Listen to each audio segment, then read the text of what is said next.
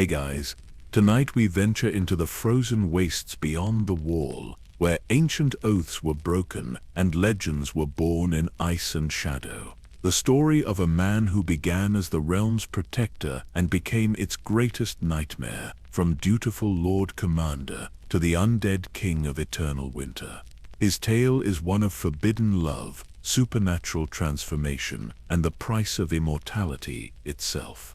So, before you settle in for this epic journey, take a moment to like the video and subscribe, but only if you genuinely enjoy what I do here, and let me know in the comments where you're tuning in from and what time it is for you. It's always fascinating to see who's joining us from around the world.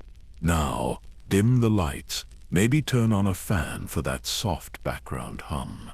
Get into your blanket, and let's ease into tonight's journey together. 8,000 years before the War of the Five Kings, before Daenerys Targaryen's dragons soared above King's Landing, before Jon Snow ever drew breath, the wall stood newly built and gleaming with ancient magic. Castle Black was not the crumbling fortress we know, but a beacon of honor where the Night's Watch stood proud in their duty to protect the realm. But something stirred in the darkness beyond that great barrier of ice. In those days, when the world was younger and magic flowed more freely through the veins of the earth, reports began filtering back to Castle Black. Wildling settlements found empty, their people vanished without a trace. Strange footprints in the snow that seemed to glow with an otherworldly blue light. Rangers who ventured too far north returned speaking of a woman, beautiful beyond description, with skin white as fresh snow and eyes like captured starlight. The 13th Lord Commander of the Night's Watch, whose true name has been lost to history, began to dream of her. Night after night, she called to him across the frozen wilderness, her voice carrying on winds that should not exist, speaking words in a language that predated human speech. In his dreams, she stood alone in a landscape of eternal winter, reaching out with pale hands that promised both salvation and damnation. But these were no ordinary dreams.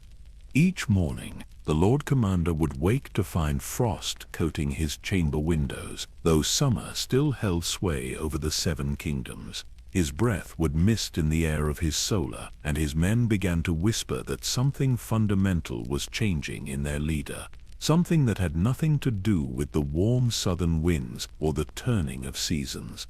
You see, beyond the wall, in caverns carved from ice that never melts, something ancient was awakening. The children of the forest, those mysterious beings who had walked Westeros since before the dawn of men, had once created weapons in their desperate war against humanity. Living weapons of ice and death, creatures that could raise armies from burial grounds and turn the very air to killing frost. They had created the White Walkers. But what the children did not foresee was that their greatest creation, the first and most powerful of these ice beings, would survive long after the war ended. She had wandered the frozen wastes for thousands of years, alone and eternal, watching civilizations rise and fall from her palace of ice. She had seen the wall built to keep her kind at bay, watched as humans forgot the true reasons for their great barrier, observed as generations passed and legends became mere stories told to frighten children. Until now, something had changed. The barriers between the world of the living and the realm of the dead were thinning. Ancient magic was stirring, responding to forces that moved in the shadows of history. And she, the Queen of Winter herself, had felt the pull of destiny, drawing her toward a mortal man whose fate would intertwine with hers in ways that would reshape the very nature of death itself. But I'm getting ahead of myself. Tonight, we follow that fateful journey from its beginning. We walk alongside a man of honor as he makes the choices that will transform him from protector of the realm to its ultimate destroyer. We witness the forbidden love that sparked an eternal winter, the ancient magics that blur the line between life and death, and the tragic beauty of a transformation that would echo through 8,000 years of history. This is a story of duty abandoned for desire, of humanity traded for immortality, of love that conquers not just death, but life itself. It is the tale of how a hero becomes a legend, and how a legend becomes a nightmare that haunts the world for millennia. The wind is picking up beyond the wall tonight, and in its howling voice you can still hear echoes of that ancient love story, a story that begins with a man who swore to hold no lands and take no wife, but who would ultimately claim dominion over death itself and rule beside a queen of ice and shadow. So pull your blankets a little tighter, settle deeper into your pillow, and let me tell you of the Night's King. Let me share the true story of how winter came to stay, and why, even now, the realm holds its breath when the cold winds blow from the north. Our tale unfolds in the Age of Heroes. When the wall had stood for barely a century, those ancient stones of ice rose 700 feet into the northern sky, but they gleamed then with a power that has long since faded. Magic flowed through every frozen block, woven into the very foundation by Brandon the Builder and the Children of the Forest. The barrier hummed with protective enchantments, and those who stood atop it could feel the ancient power thrumming beneath their feet like a great heart beating in the earth.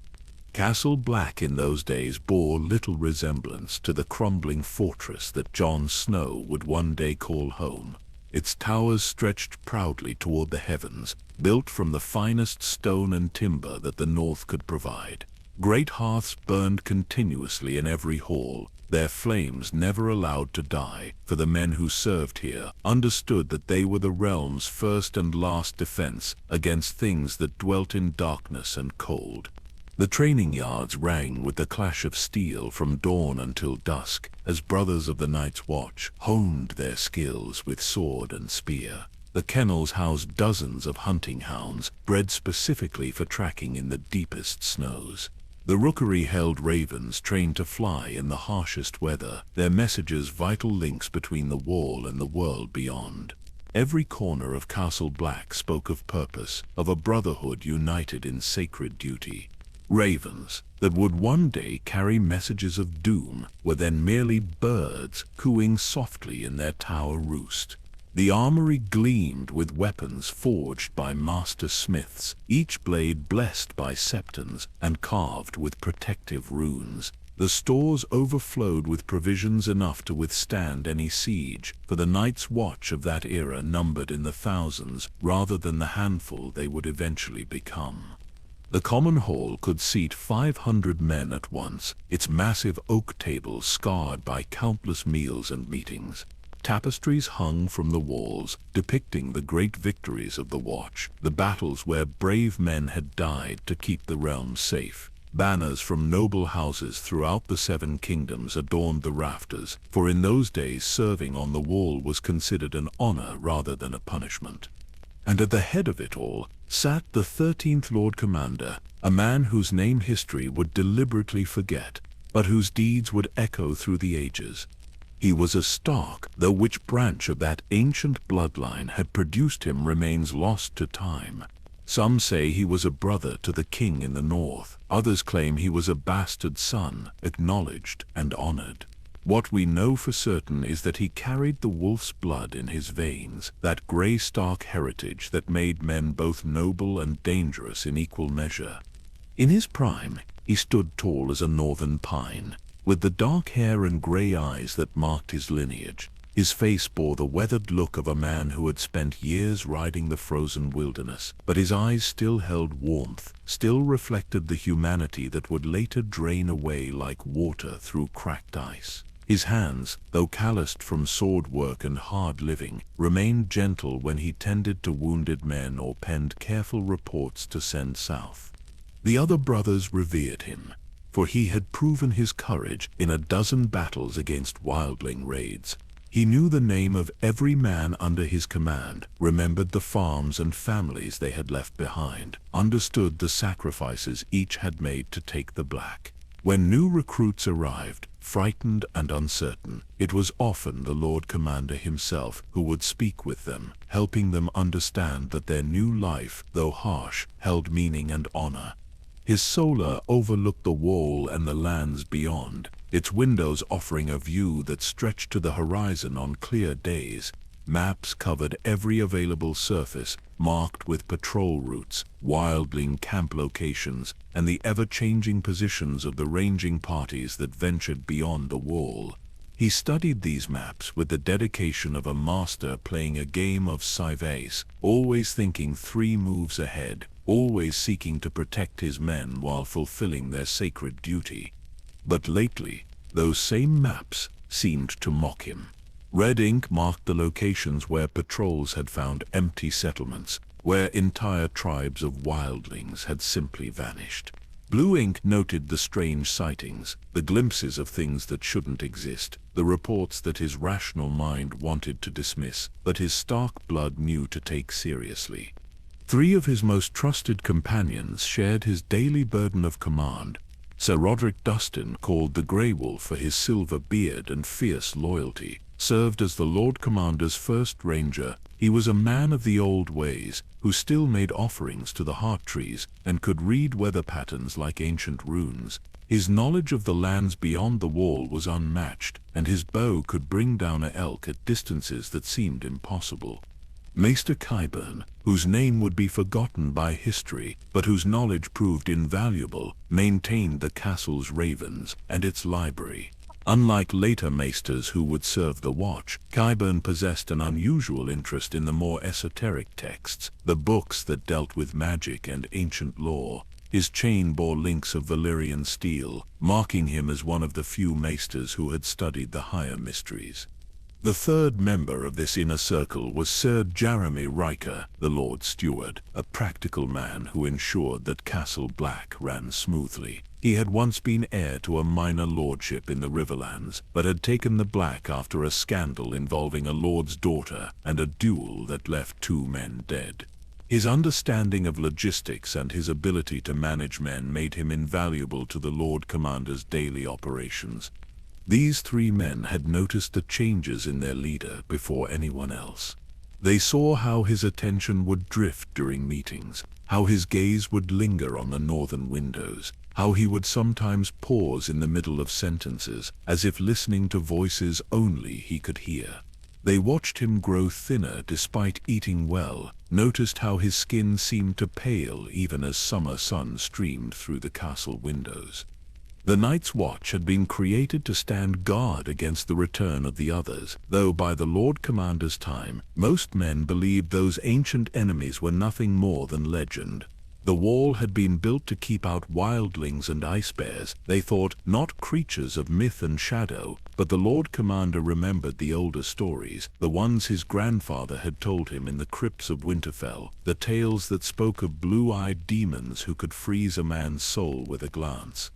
As he stood in his solar each night, looking out over the endless expanse of forest and tundra beyond the wall, the Lord Commander felt the weight of 8,000 years of history pressing down upon his shoulders. The Night's Watch had kept the realm safe through countless threats, but something was stirring in the deep places of the world, something that made his Stark blood sing with recognition and dread. The dreams were growing stronger each night. More vivid, more real. The pale woman's voice had begun to carry not just across his sleeping mind, but into his waking hours. Sometimes, standing on the wall at sunset, he could swear he saw her silhouette moving against the distant tree line, beckoning him towards secrets that mortal men were never meant to know. But duty still held him, still anchored him to his purpose and his vows. He was the shield that guards the realms of men, the sword in the darkness, the watcher on the walls. He had sworn these oaths with his hand upon a sword, speaking the words that bound him to service until death. What he did not yet understand was that death, when it finally came for him, would not release him from his vows, but transform them into something far darker and more enduring than he could possibly imagine. The first sign that something had fundamentally changed beyond the wall came with the return of Benjen Stark's great-great-grandfather, a ranger named Kragan, who had served the watch for 20 years. He stumbled through the gates of Castle Black at dawn, his horse foam-flecked and trembling, his own eyes wide with something that went beyond mere fear. In the Lord Commander's solar, Kragan's words came in broken fragments. An entire village of free folk, maybe 300 souls, simply gone. Not dead, not fled, just absent. Their homes stood untouched, fires still smoldering in hearths, meals half-eaten on wooden tables. Children's toys lay scattered in the mud, as if dropped mid-play. But no bodies, no signs of struggle, no tracks leading away from the settlement. The Lord Commander studied the rough map Crichton had sketched, noting the location some 40 leagues beyond the wall, near a grove of ancient weirwoods that the wildlings considered sacred. His fingers traced the parchment while his mind wrestled with explanations that made sense. Raiders took captives but left evidence. Sickness killed but left corpses. Natural disasters scattered people but destroyed their homes. This was something else entirely. What disturbed him most was Cregan's description of the silence. Not the quiet of an abandoned place, but a deeper absence of sound, as if the very forest held its breath. No bird songs, no rustling of small animals in the underbrush, no whisper of wind through the branches. Even the stream that ran through the village center flowed without its usual babbling voice. That night, the Lord Commander's dreams took on a new intensity. The pale woman no longer stood distant on some far horizon. She walked through the abandoned wildling village, her bare feet making no sound on the frozen ground. Her lips moved as if speaking, but he heard only silence until she turned to face him directly. Then her voice rang clear as winter bells. "They wait for you in the deep places of the world. They have been waiting since the first dawn, since the children sang their songs of ice and fire. Come to me, and I will show you truths that your maesters never learned, power that your lords never dreamed of possessing." He woke with her words echoing in his mind, and frost coating the inside of his chamber windows, despite the roaring fire in his hearth. The second incident occurred a fortnight later. A merchant's caravan, carrying supplies from Winterfell to the wall, reported seeing lights in the northern sky that moved against the natural flow of the aurora. Not the dancing greens and blues that northern folk knew well, but steady points of cold blue radiance that seemed to pulse with their own internal rhythm. The merchant, a practical man who had made this journey dozens of times, swore the lights had watched him, following his progress along the King's Road with deliberate intelligence. Maester Qyburn consulted his texts, finding references to similar phenomena in the oldest chronicles. The Annals of the Long Night spoke of blue stars that fell to earth and learned to walk. The Chronicles of the Dawn Age mentioned lights that called to men in the darkness, leading them away from warmth and safety into the embrace of eternal winter. But it was the third incident that shattered the Lord Commander's ability to dismiss these events as mere wildling superstition or natural oddity. 3 of his own rangers, led by Sir Roderick Dustin himself, encountered her while investigating the abandoned village. They had been searching for clues, examining the empty homes more thoroughly, when she emerged from the sacred grove like a figure from the oldest songs. Dustin's report, delivered in his usual steady voice that nonetheless carried an undertone of awe, painted a picture that would haunt the Lord Commander's waking hours. She stood tall as a man, but moved with impossible grace, her skin luminous in the pale northern light. Her hair fell like spun silver down her back, and when the wind touched it, the very air around her shimmered with dancing motes of ice. Most unsettling were her eyes. Blue, but not the blue of summer skies or northern seas. The deep blue of ancient ice, of glaciers that had never known sunlight, of winter that stretched beyond the memory of man. When she looked at you, Dustin reported, you felt as though she could see through flesh and bone to the very essence of your soul. She had spoken to them, her voice carrying clearly across the distance, despite her lips barely moving. "Tell your Lord Commander that I have been waiting. Tell him that the time of choosing approaches, and that some gifts are offered only once in the turning of ages. Tell him that love has many faces, and the sweetest of them wears the mask of winter." Then she had simply faded, not walking away but becoming translucent like morning mist until she was no longer there at all. The three rangers found themselves standing alone in the grove, their breath steaming in air that had grown suddenly bitterly cold. That night, the Lord Commander could not sleep at all. He stood at his window overlooking the wall, watching the play of moonlight on ancient ice, feeling the weight of decision pressing upon him like a physical force.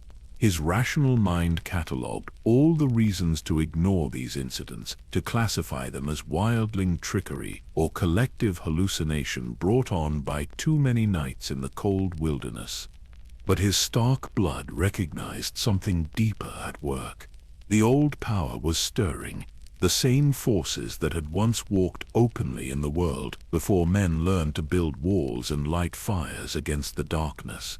His ancestors had dealt with such things before, in the dawn times when the world was younger and stranger. The chronicles spoke of bargains made between men and the others in ages past, agreements that had kept the peace for generations. Perhaps this was another such moment, another chance to negotiate rather than fight, to find accommodation between the world of men and the realm beyond human understanding. Or perhaps she was exactly what she appeared to be, a creature of ancient power offering something that no mortal man should accept. In the days that followed, reports continued to filter back from ranging parties and traveling merchants. Sightings of the pale woman became commonplace, though she never appeared to more than one person at a time. She would be glimpsed walking along distant ridgelines, standing motionless beside frozen lakes, or moving through the trees with the fluid grace of falling snow. Each sighting came with the same message, delivered in different words but carrying identical meaning. She was waiting. She was calling. The choice would soon be required. The Lord Commander found himself drawn repeatedly to the oldest sections of Castle Black's library, reading accounts of the long night and the age when darkness covered the world. He studied genealogies that traced the bloodlines of the first men, searching for clues about why she might have chosen him specifically. He examined ancient maps that showed the lands beyond the wall as they had existed before the great ice sheets spread south. In those dusty tomes, he began to piece together fragments of a larger story. The others had not been entirely evil. The oldest texts suggested they had been weapons created for a purpose, but weapons that had developed their own desires and ambitions. The long night had ended not through total victory, but through some kind of accommodation, a treaty or agreement that the chronicles mentioned only in whispers. Now something was calling that ancient compact into question. The barriers between worlds were thinning, and she who had waited in the deep winter was ready to emerge once more into the light of the mortal realm. The question that haunted the Lord Commander's thoughts was simple yet terrible in its implications. What price would she ask for peace? And what price would the realm pay if he refused to hear her offer? The decision came to him not in a moment of sudden revelation, but like the slow dawn that crept across the northern mountains, inevitable and transforming. The Lord Commander woke on a morning when the autumn air carried the first true bite of approaching winter, and he knew with absolute certainty that he could no longer remain safely behind the wall while such mysteries beckoned from the lands beyond. His vows bound him to be the watcher on the walls, the shield that guards the realms of men. But how could he protect what he did not understand? How could he defend against threats he had never faced? The woman's messages had grown more frequent, more urgent, carried now not just in dreams, but in the behavior of ravens that forgot their training, in the way shadows fell at unnatural angles, in the whispers that seemed to come from the wall itself.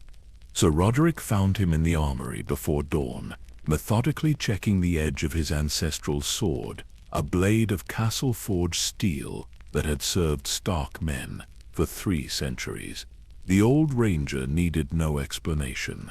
He had seen this restlessness building in his commander for weeks, had watched the way his eyes turned north with increasing frequency. "How many men?" Roderick asked simply, understanding that the time for argument had passed. 6. the Lord Commander replied, without hesitation. Ourselves, Sir Jeremy for his steady sword, young Thomas Umber for his tracking skills, Micken Forrester, because he knows the old wildling paths, and Sir Alistair Thorne for his experience with strange occurrences. Each man chosen represented a different skill, a different strength that might prove necessary in the unknown lands ahead. But more than that, each was someone the Lord Commander trusted absolutely. Men who had proven their loyalty and courage in the harsh crucible of service on the wall. The preparations took 3 days, though they told the rest of the watch only that a routine ranging was being planned to investigate the abandoned settlements. Supplies were gathered with careful attention to traveling light while carrying enough provisions for an extended journey. Extra cloaks, rope, climbing gear, weapons both steel and obsidian, medical supplies, and most importantly, detailed maps of the territories beyond the wall. Maester Qyburn provided items from his private collection that were not standard ranging equipment, vials of lamp oil that burned with unusual brightness, ground silver for wounds that might not heal naturally, and a small pouch of salt from the summer sea that the oldest texts claimed had power against creatures of ice and shadow. On the morning of departure, the Lord Commander stood one final time in his solar, looking out over the wall and the realm it protected. Castle Black bustled with its normal activity below, brothers going about their duties, unaware that their leader was about to cross a threshold from which he might never return unchanged. The irony was not lost on him. For years he had dispatched ranging parties beyond the wall while remaining safely within its protection. Now he would discover firsthand what lay in that vast wilderness, what truths and dangers existed in the spaces between known and unknown. The small party gathered at the tunnel's northern entrance as the sun crested the horizon, their breaths steaming in the crisp morning air. Each man carried his own thoughts about the journey ahead, his own fears and anticipations, but all shared an unspoken understanding that they rode toward something that would change them forever. The tunnel through the wall stretched before them like a throat of ice, its ancient magic thrumming almost audibly in the frozen walls. As they passed beneath 700 feet of warded ice, the Lord Commander felt the protective enchantments of his ancestors washing over him, blessing and warning him in equal measure. The magic recognized his Stark blood, welcomed him, but also whispered cautions about the powers that dwelt in the lands ahead. When they emerged on the northern side, the difference was immediately apparent. The air itself felt different, thinner somehow, charged with possibilities that did not exist south of the wall. The very light seemed cleaner, more pure, as if they had stepped into a world where the ordinary rules of nature held less sway. Their horses, carefully chosen for stamina and sure footing, sensed the change as well. Ears pricked forward, nostrils flaring, they moved with the heightened alertness of animals entering territory that belonged to predators they could smell but not see. The first day's ride took them through familiar territory, lands that ranging parties had mapped and explored countless times over the decades. But even these well-known paths seemed subtly altered, as if the landscape itself was responding to some fundamental shift in the balance of power. Streams ran differently, following new channels that had not existed in previous seasons. Trees stood in groves that rangers swore had been empty meadows only months before. Thomas Umber, whose Stark blood was distant but still present, remarked that the very stones seemed to be watching their passage. It was a fanciful observation from a practical man, but each member of the party found himself glancing at rock formations and ancient cairns with new unease. By afternoon, they had reached the edge of the truly wild lands, where even the boldest wildling clans rarely ventured. Here, the trees grew differently, their branches intertwining overhead to create a canopy so thick that midday felt like twilight. The path, such as it was, became little more than game trails winding between massive trunks that had stood since before the conquest of Westeros. It was in this twilight realm that they found the first signs of her presence. Footprints in patches of earth that should have been too hard to take impressions, each print perfectly formed and impossibly delicate. Not the marks of boots or shoes, but bare feet that seemed to float across the ground rather than press into it. The prints were small, feminine, but they appeared alongside the tracks of creatures that no living man had catalogued. Micken Forrester, who could track a sparrow across bare stone, knelt beside one particularly clear set of marks. "She walks with companions," he reported quietly. "Things that move on 4 legs sometimes, 2 legs others, but always in perfect silence. And my lord, these tracks were made within the hour. She knows we're coming." That night, they made camp in a grove of ancient oaks whose massive trunks provided some shelter from the wind that had begun to carry voices in languages none of them recognized. The fire burned clean and bright, but its warmth seemed to extend only a few feet before being swallowed by a cold that had nothing to do with the season. As the others slept, the Lord Commander stood watch, his hand never straying far from his sword hilt. The darkness beyond their small circle of firelight was absolute, but he could sense movement within it, shapes that shifted and flowed like living shadows. Not threatening, exactly, but evaluating, measuring, deciding what manner of men had come calling in the deep places of the world. And through it all he could feel her presence drawing closer, a magnetic pull that seemed to emanate from his very bones. Tomorrow, he knew, they would find her. Tomorrow the mysterious woman who had haunted his dreams would step from legend into reality. Tomorrow, everything would change.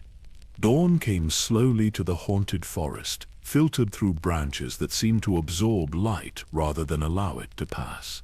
The Lord Commander woke to find frost covering everything in their camp, despite the fire that had burned throughout the night. But this was not ordinary frost. Each crystal formation was perfect, geometric, almost deliberate in its beauty. When Thomas Umber reached to brush it from his cloak, the ice did not melt at his touch, but simply faded away like morning mist. Their horses stood quietly, but their eyes rolled white with fear that went beyond anything natural predators could inspire. Steam rose from their flanks, as if they had been running hard, though they had not moved from where they were tethered. Something had visited the camp during the night, something that left no tracks but whose presence lingered in the very air they breathed. Micken Forrester discovered the first true artifact, while scouting their path forward. Hidden beneath a cairn of stones that seemed to have been arranged with deliberate care, he found an object that defied immediate understanding.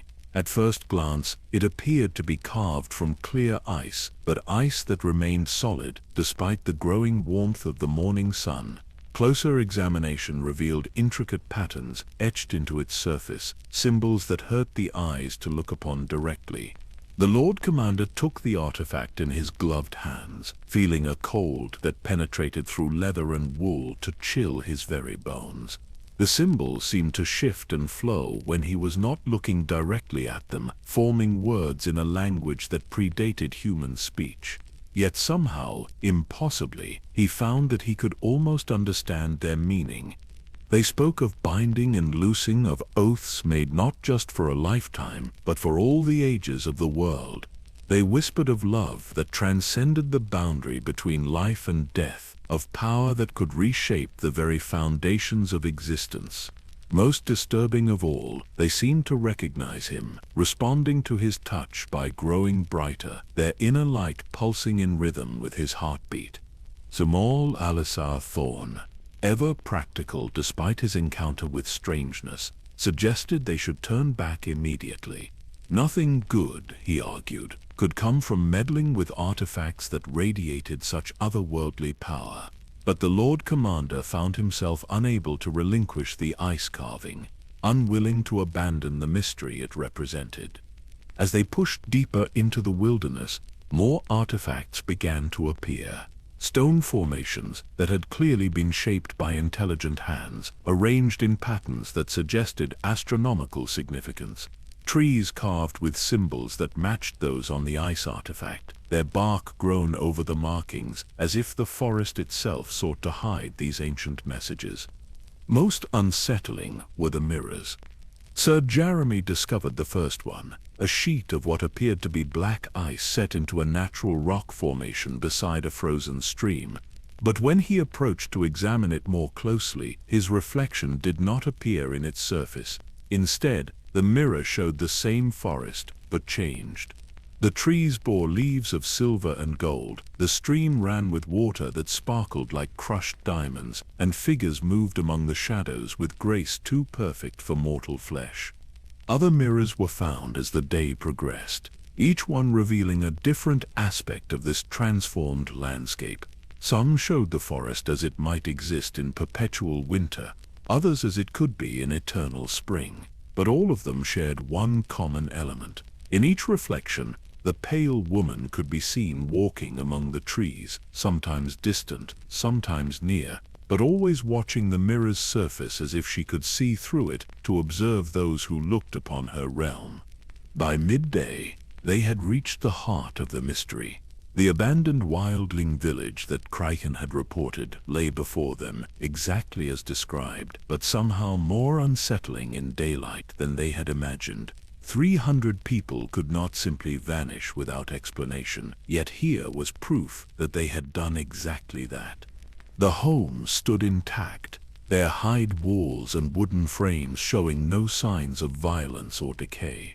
Personal belongings lay scattered about as if dropped in the middle of daily activities. A child's carved toy horse sat beside a fire pit where coals still glowed with unnatural warmth. Bowls of some kind of stew remained on tables, still warm to the touch despite having been abandoned for weeks. But it was the silence that proved most unnerving. No insects buzzed in the still air. No birds called from the surrounding trees. Even their own voices seemed muffled, as if the very atmosphere absorbed sound before it could travel far. The absence of life was so complete, it felt like a physical presence, a weight pressing down upon them from the empty sky. Thomas Umber found the first body, or what remained of one, hidden beneath a collapsed section of roof in the village's central lodge. But death had touched this wildling in no way that any of them had encountered before. The corpse showed no signs of disease, violence, or decay. Instead, it appeared to have been perfectly preserved, frozen in ice so clear it was nearly invisible. The man's face was peaceful, almost serene, but his eyes had changed from whatever color they had been in life to the same deep blue that haunted the Lord Commander's dreams. More bodies were discovered.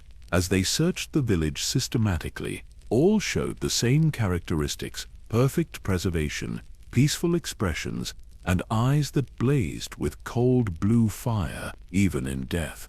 Whatever had claimed the free folk had not been violent or sudden. It had been almost gentle, like falling into the deepest, most restful sleep imaginable. In the village's sacred grove, where weirwood trees older than human memory stretched their bone-white branches toward the sky, they found evidence of a gathering. The earth had been cleared and swept clean, forming a perfect circle beneath the heart tree's ancient gaze. Strange symbols were carved into the ground, not burned or etched but somehow pressed into the very soil as if by enormous pressure applied from above. At the circle's center lay a pool of water that reflected not the sky above, but depths that seemed to extend far below the earth's surface. When Mikan dropped a stone into the pool to test its depth, they heard no splash, no sound of the stone striking bottom. The water remained perfectly still, its surface like polished obsidian. It was here, in this sacred space where the old gods had watched over generations of free folk, that she finally appeared to them. The Lord Commander sensed her presence before he saw her, a change in the air that made his skin prickle with recognition. When he turned, she stood at the grove's edge, no longer the distant figure from dreams and rumors, but a living woman stepping from between the ancient trees. Her beauty was beyond anything mortal flesh could achieve, but it was beauty touched by something alien, something that belonged to Winter's deepest heart. Her skin held the luminous quality of fresh snow under starlight, and her hair moved in a breeze that touched nothing else in the grove. But her eyes held intelligence, awareness, and something that might have been loneliness stretching across centuries of solitude. When she spoke, her voice carried the music of wind through ice caverns, of glaciers shifting in the deep places of the world. "You have come at last," she said, and each word fell like a snowflake, perfect and cold and beautiful. "I have been waiting for you since the stars were young, since the first men learned to kindle fire against the darkness. You carry the blood of kings, the heritage of those who made bargains with powers beyond mortal understanding. Will you hear what I offer, child of winter's line? Will you learn the secrets that your forefathers whispered in the deep places beneath Winterfell?" The Lord Commander felt his companions tense behind him, hands moving instinctively toward weapons that would prove useless against what stood before them. But he found himself stepping forward, drawn by forces he could not name or resist, moving toward a choice that would echo through 8,000 years of history. Behind them, unknown to the small party of rangers, the abandoned village began to change. Ice flowers bloomed in empty windows, frost patterns spread across abandoned walls like living things, and in the sacred pool's depths, lights began to dance that had nothing to do with sun or stars. The age of the Night's King was about to begin. Her words hung in the frozen air like visible things, each syllable crystallizing into patterns that seemed to write themselves across the Lord Commander's vision. The other rangers shifted uneasily behind him, but he found himself stepping closer to this impossible woman, drawn by something that went deeper than mere curiosity or desire. She appeared so human in that moment, despite the ethereal quality of her beauty. Vulnerability flickered across her perfect features as she spoke of waiting, of loneliness that spanned ages beyond mortal comprehension. Her voice, when she continued, carried undertones of grief that resonated with something in his Stark blood, the melancholy that ran through his family line like a river of ice. "I was not always as you see me now," she said, her blue eyes reflecting depths that seemed to hold the memory of every winter that had ever touched the world. "Once I walked in sunlight and knew the warmth of mortal flesh. But the children of the forest, in their desperation and their wisdom, chose me for a purpose greater than any single life.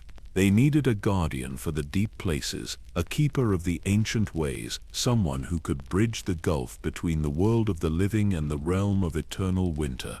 The explanation seemed to make sense in the strange context of their surroundings.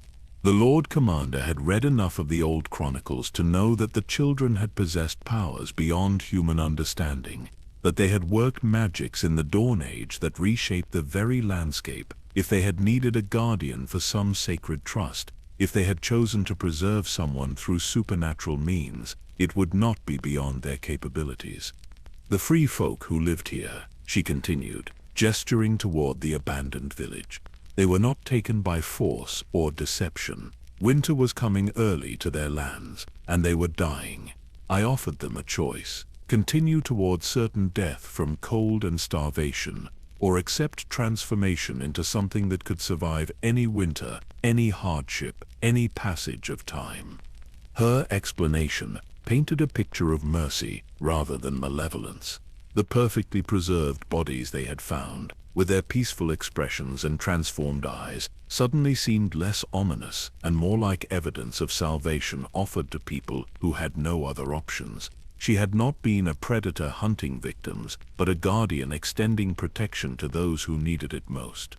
Sir Roderick remained skeptical, his weathered face creased with doubt as he studied the woman who claimed to be the last remnant of the children's magic. "And what of the others like you?" he asked carefully. "The chronicles speak of White Walkers, of creatures of ice and death that once threatened all the lands of men." A shadow crossed her luminous features, and for a moment her beauty took on an edge of sorrow so profound it was painful to witness. "They were my companions once, created as I was to serve as guardians and keepers, but power without purpose becomes corruption, and they lost sight of the children's original intent. They began to see themselves not as protectors but as conquerors, not as bridges between worlds but as rulers of both. She moved with fluid grace to the edge of the sacred pool, her reflection appearing not in the dark water but somehow within it, as if she existed in both the world they occupied and the strange realm the mirrors had shown them. I opposed them when they turned toward conquest. I fought alongside the heroes of the Dawn Age, aided those who would become legends, but the cost was terrible. I lost my companions, my purpose, my connection to the world of mortal men. The story she told resonated with fragments from the oldest texts, references to divisions among the others, mentions of one who had aided rather than opposed the living. If she spoke truly, then she was not a threat but a potential ally, someone who had already proven herself willing to stand against those of her kind who sought to harm humanity. Thomas Umber, whose youth made him perhaps more willing to believe in wonders and redemption, stepped forward with a question that revealed the heart of the matter. What do you want from us now? Why call to the Lord Commander specifically? Why draw us beyond the wall? Her gaze fixed upon the Lord Commander with an intensity that made him feel as though she could see through flesh and bone to the very essence of his being. Because the barriers grow thin once more. Because the deep winter stirs again in places where it has slept for millennia, the others of my kind, those who chose conquest over guardianship, they are not truly gone. They wait in the furthest north, in places where even I dare not venture alone. The implications of her words struck him like a physical blow. If she spoke truth, then the realm faced a threat far greater than wildling raids or political upheaval. The ancient enemies of mankind were stirring once more, and she, the last loyal guardian of the children's trust, was preparing for a war that could decide the fate of every living thing in Westeros. I need someone who carries the blood of the first men, someone whose family line remembers the old compacts and the ancient oaths. The Starks alone among the great houses maintain the connection to the deeper magics, the bonds that were forged when your ancestors first learned to treat with powers beyond mortal understanding. Her proposal seemed reasonable, even noble in its scope. She was asking not for submission but for alliance, not for conquest but for cooperation in defending the realm against those who truly meant it harm. The Lord Commander found himself imagining the possibilities, the knowledge she could share, the insight she could provide into threats that no living person understood. Sir Alistair Thorne remained unconvinced, his scarred face reflecting a lifetime of hard-won caution. And what would such an alliance require of us? What price would you ask for this cooperation against threats we have only your word exist? She smiled then, and her smile was like sunlight on snow, beautiful and cold, and somehow heartbreaking. Only trust, only the willingness to see beyond the surface of things, to understand that power and wisdom sometimes wear faces that mortal eyes find strange or frightening. I ask for companionship in the deep places where I must walk, protection while I work to strengthen the barriers against those who would bring endless winter to all the world. The Rangers exchanged glances, each weighing the risks and possibilities of what she offered. The evidence before them suggested a being of immense power who had chosen to aid rather than destroy, who had waited in solitude for ages beyond counting for someone who might understand her purpose and share her burden. Yet something in the way shadows fell around her, something in the perfect stillness of the air when she spoke, whispered warnings that went deeper than rational thought. The abandoned village with its peacefully dead inhabitants, the mirrors that showed impossible reflections, the artifacts that hurt the mind to contemplate fully, all suggested forces at work that transcended simple explanations. The Lord Commander felt the weight of choice settling upon his shoulders like a mantle of ice. Before him stood what might be salvation or damnation, wisdom or deception, love or the most subtle of traps. His decision would affect not only his own fate, but potentially the destiny of everyone who looked to the Night's Watch for protection.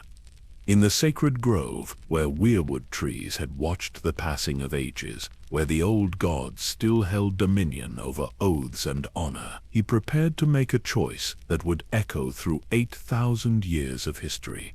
The pale woman waited with perfect patience, her impossible beauty reflecting depths of time and experience that no mortal mind could fully grasp, while around them the abandoned village held its breath, and the very air itself seemed to listen for his answer. The Lord Commander's acceptance came not in words, but in a single step forward, crossing an invisible threshold that separated the world he had known from realms that existed beyond mortal understanding. The pale woman's smile deepened, and for the first time since their encounter began, warmth seemed to touch her ethereal features. "Then come," she said simply. "Let me show you the truth that lies beneath the chronicles and legends, the reality that your maesters have forgotten and your lords never knew." She led them deeper into the haunted forest, moving with steps so light they left no impression even in soft earth. The rangers followed, their hands never straying far from their weapons, despite the apparent truce, their eyes constantly scanning the shadows that seemed to shift and flow around them like living things.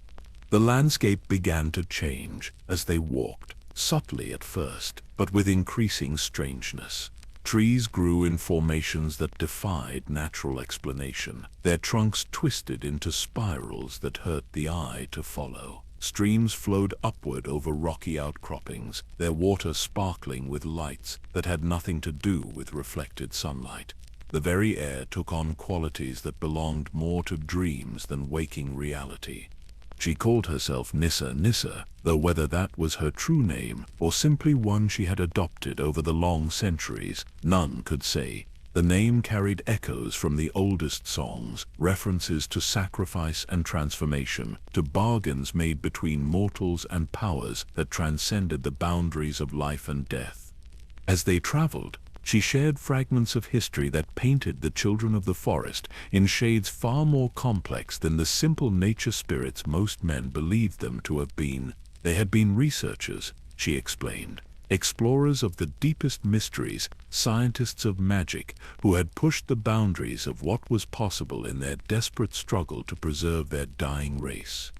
They found ways to preserve consciousness beyond the death of flesh. Nissa said, as they paused beside a grove of trees whose leaves sang with voices that spoke in the true tongue. They discovered methods of binding souls to elements that would endure when everything else had crumbled to dust. Ice, stone, living wood, even the aurora that dances across northern skies, all became vessels for preserving what they valued most. The implications of her words settled over the rangers like a shroud of wonder and horror combined. If the children had truly mastered such arts, then the boundaries between life and death were far more permeable than any septon or maester had ever suggested. The very landscape around them might be inhabited by consciousnesses older than human civilization.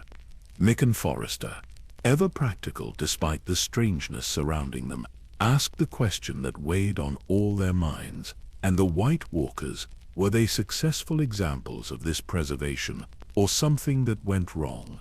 Her expression darkened, and the temperature around them dropped perceptibly. "Both," she admitted. "We were successful beyond the children's wildest hopes, but success in such endeavors brings its own dangers. To preserve consciousness in ice is to remove it from the warm connections that make existence bearable. We became perfect, eternal, and utterly alone."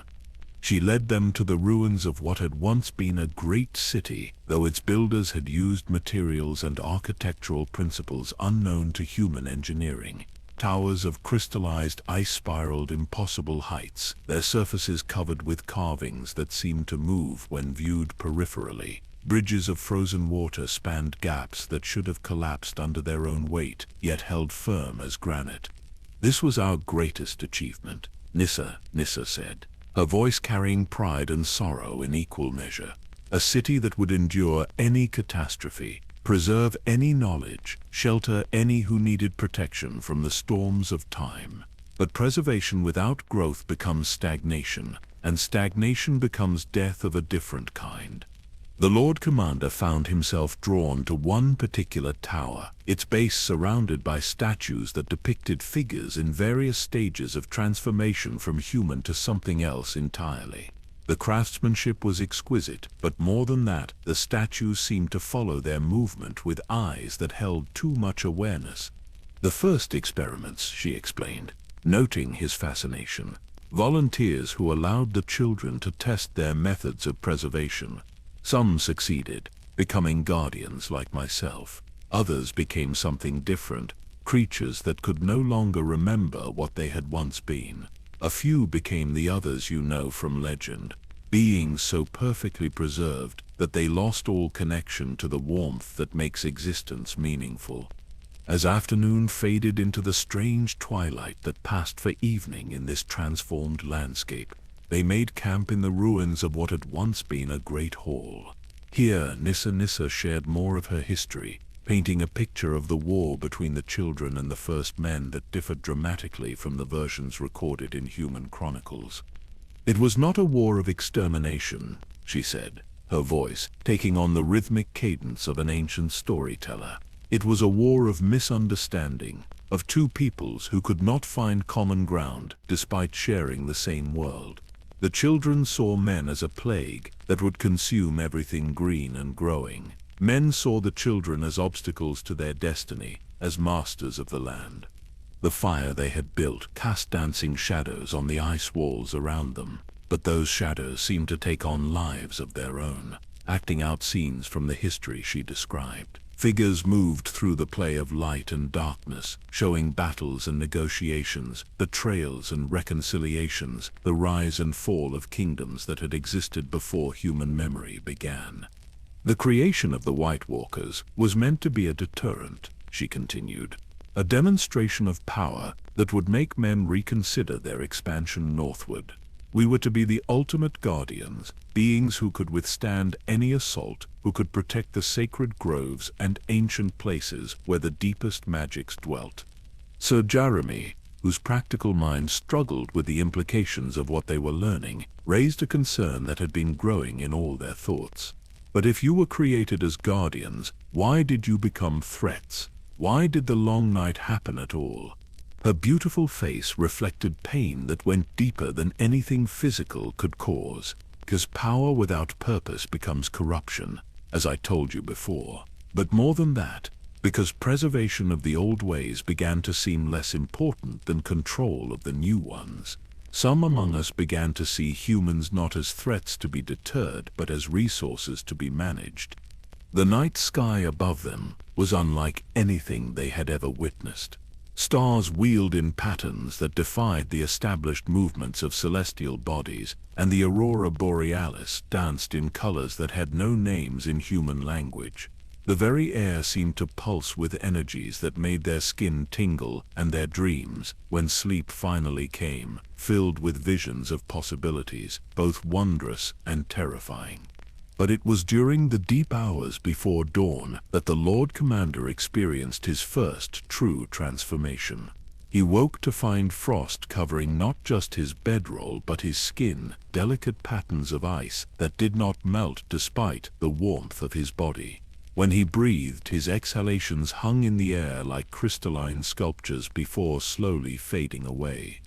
Nissa knelt beside him, her luminous features filled with what might have been concern or anticipation. "The change has begun," she said softly. "Your body recognizes the power that flows through this place, responds to the ancient magics that the children wove into the very stones. Do not fight it, for fighting will only bring pain." The sensations were unlike anything he had ever experienced. Cold, but not the killing cold of northern winters. This was a cold that brought clarity rather than numbness, awareness rather than dulled senses.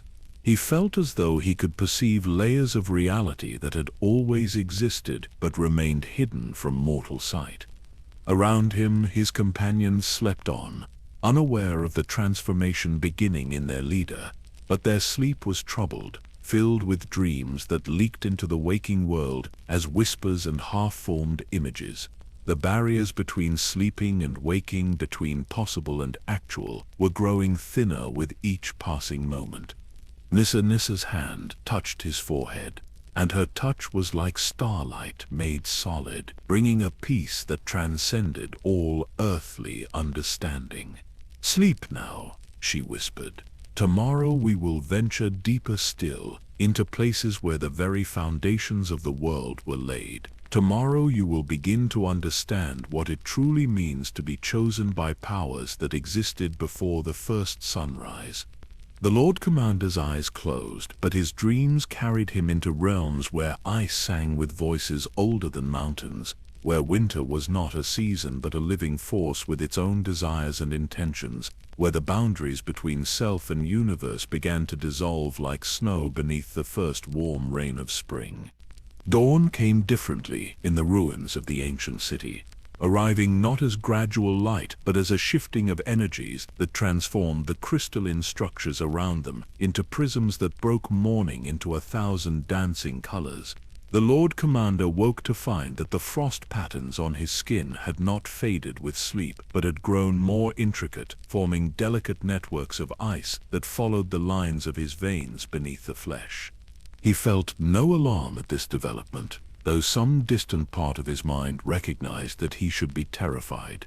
Instead, he experienced a profound sense of rightness, as if his body was finally achieving a form it had always been meant to possess. The cold that had once been an enemy to endure had become an ally to embrace, bringing clarity of thought and perception that his warm mortal flesh had never allowed. Nissa was waiting for him. When he emerged from his bedroll, her ethereal beauty seeming less alien in the strange light of this magical dawn, she studied the changes in his appearance with satisfaction that might have belonged to an artist viewing a masterwork in progress. "Your companions sleep deeply," she observed, gesturing toward the other rangers who remained motionless in their bedrolls. "The transformation requires privacy in its early stages. They will remember dreams of an extended rest, nothing more." She led him through passages carved into the living ice of the ancient towers, corridors that wound deeper into the earth than should have been possible given the city's apparent size. Here the walls bore inscriptions in scripts that predated human writing, symbols that seemed to shift and flow when he looked at them directly, but remained tantalizingly still when glimpsed from the corner of his eye. "These are the deep archives," she explained, as they descended stairs that had been carved from single blocks of ice, harder than granite. Here, the children preserved their greatest discoveries, their most profound insights into the nature of existence itself, knowledge that could reshape the world if it fell into the right hands.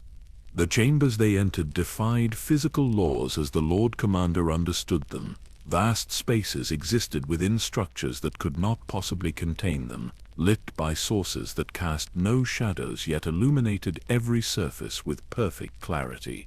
Shelves stretched impossibly high, filled with artifacts that represented thousands of years of magical research and experimentation.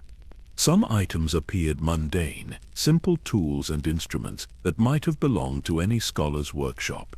Others challenged the mind to comprehend their purpose, devices of crystal and metal and materials that had no names in any human language. All were preserved in perfect condition, waiting for hands skilled enough to unlock their secrets. The children were not the simple tree spirits that human chronicles make them seem. Nissa said as they moved through galleries filled with wonders beyond counting. They were philosophers and mathematicians, artists and engineers, explorers of every realm that exists between thought and reality. When they realized their physical forms were failing, they threw all their remaining energy into preserving their accumulated wisdom. She showed him texts written on materials that felt like silk but proved harder than steel, their pages filled with diagrams that moved and shifted to illustrate concepts too complex for static imagery, maps that showed not just the physical world but the currents of power that flowed beneath its surface, the hidden connections that linked all living things in webs of influence and interdependence. Most fascinating were the historical records, chronicles that told the true story of the wars between the children and the first men. These accounts revealed complexities that human histories had simplified into tales of conquest and resistance, showing instead a conflict born of mutual incomprehension and tragedy rather than malice. "Your ancestors were not evil," she said, as they studied scenes depicted in moving illustrations that brought ancient battles to life before their eyes.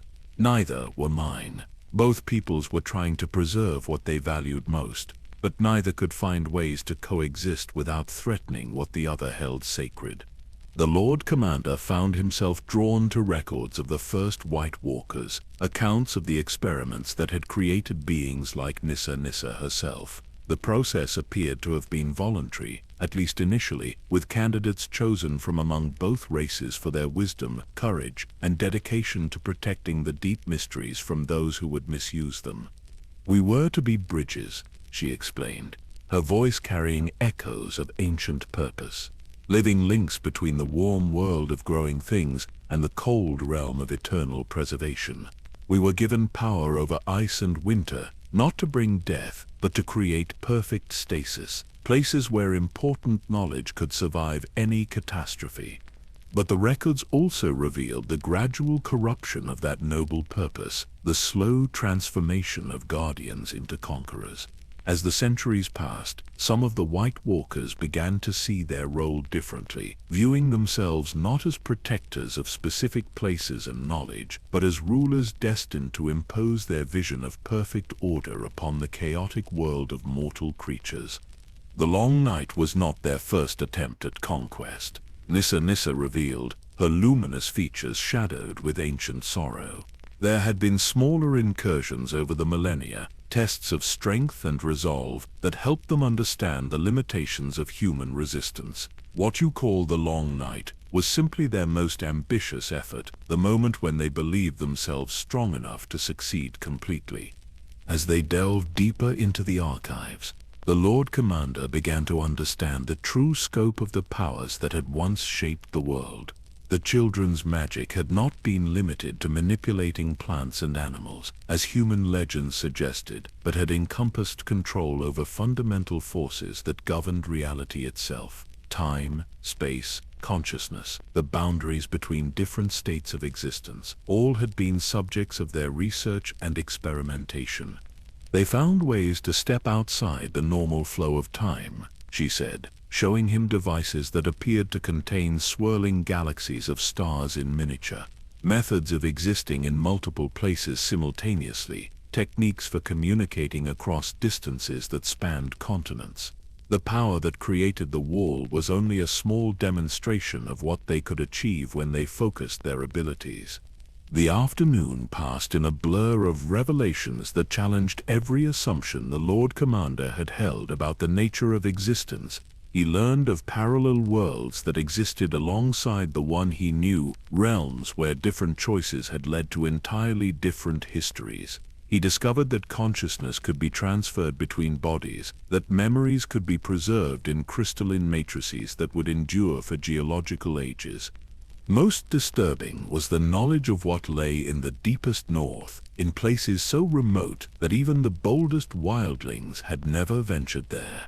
Ancient cities buried beneath miles of ice, sleeping powers that waited for the right conditions to awaken, artifacts of such potency that their mere presence could reshape the fundamental laws that governed reality.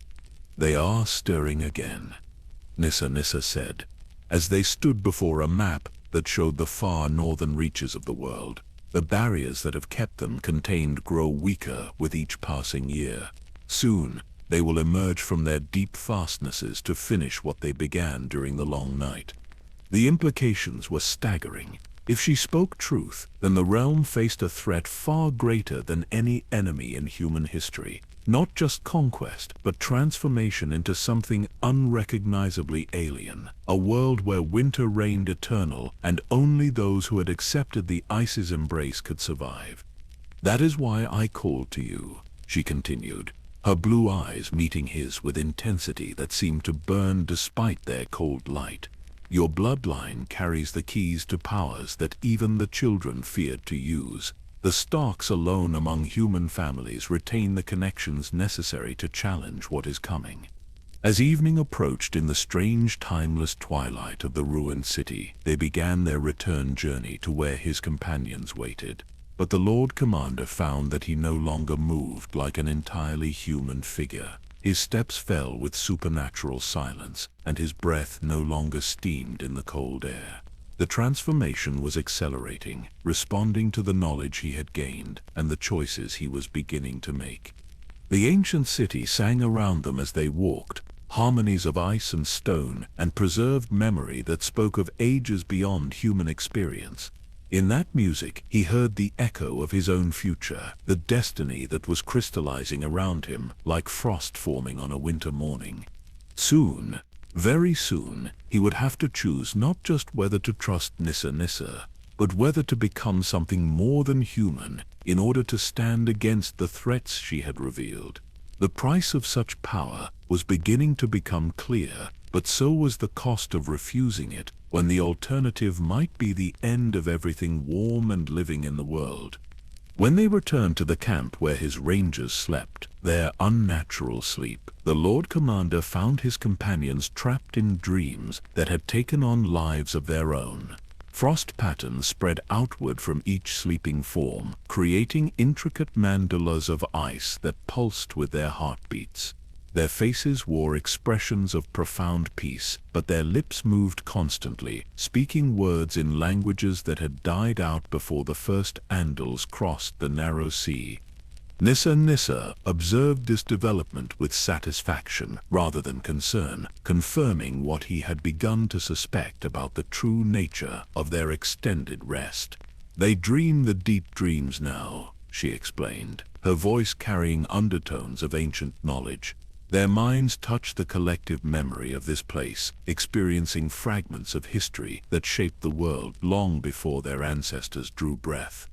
The revelation struck him like ice water, flooding his veins. His men were not simply sleeping, but were being changed. Their consciousness expanded to accommodate truths too vast for mortal minds to process while fully awake. The transformation he had assumed was happening only to himself was, in fact, affecting all of them, though perhaps in different ways and to different degrees. "You have been planning this from the beginning," he said. And it was not a question but a statement of understanding that carried no anger, only a strange sense of inevitability. The pieces were falling into place with crystalline clarity, revealing a pattern that had been hidden by his human limitations and expectations. She nodded, her ethereal beauty taking on qualities that transcended mere physical perfection, to become something that belonged to the realm of living symbols. The Night's Watch was created to guard against the return of the others, but its creators never understood the true nature of what they faced. You cannot defeat ice with fire alone, cannot overcome eternal winter through simple warmth.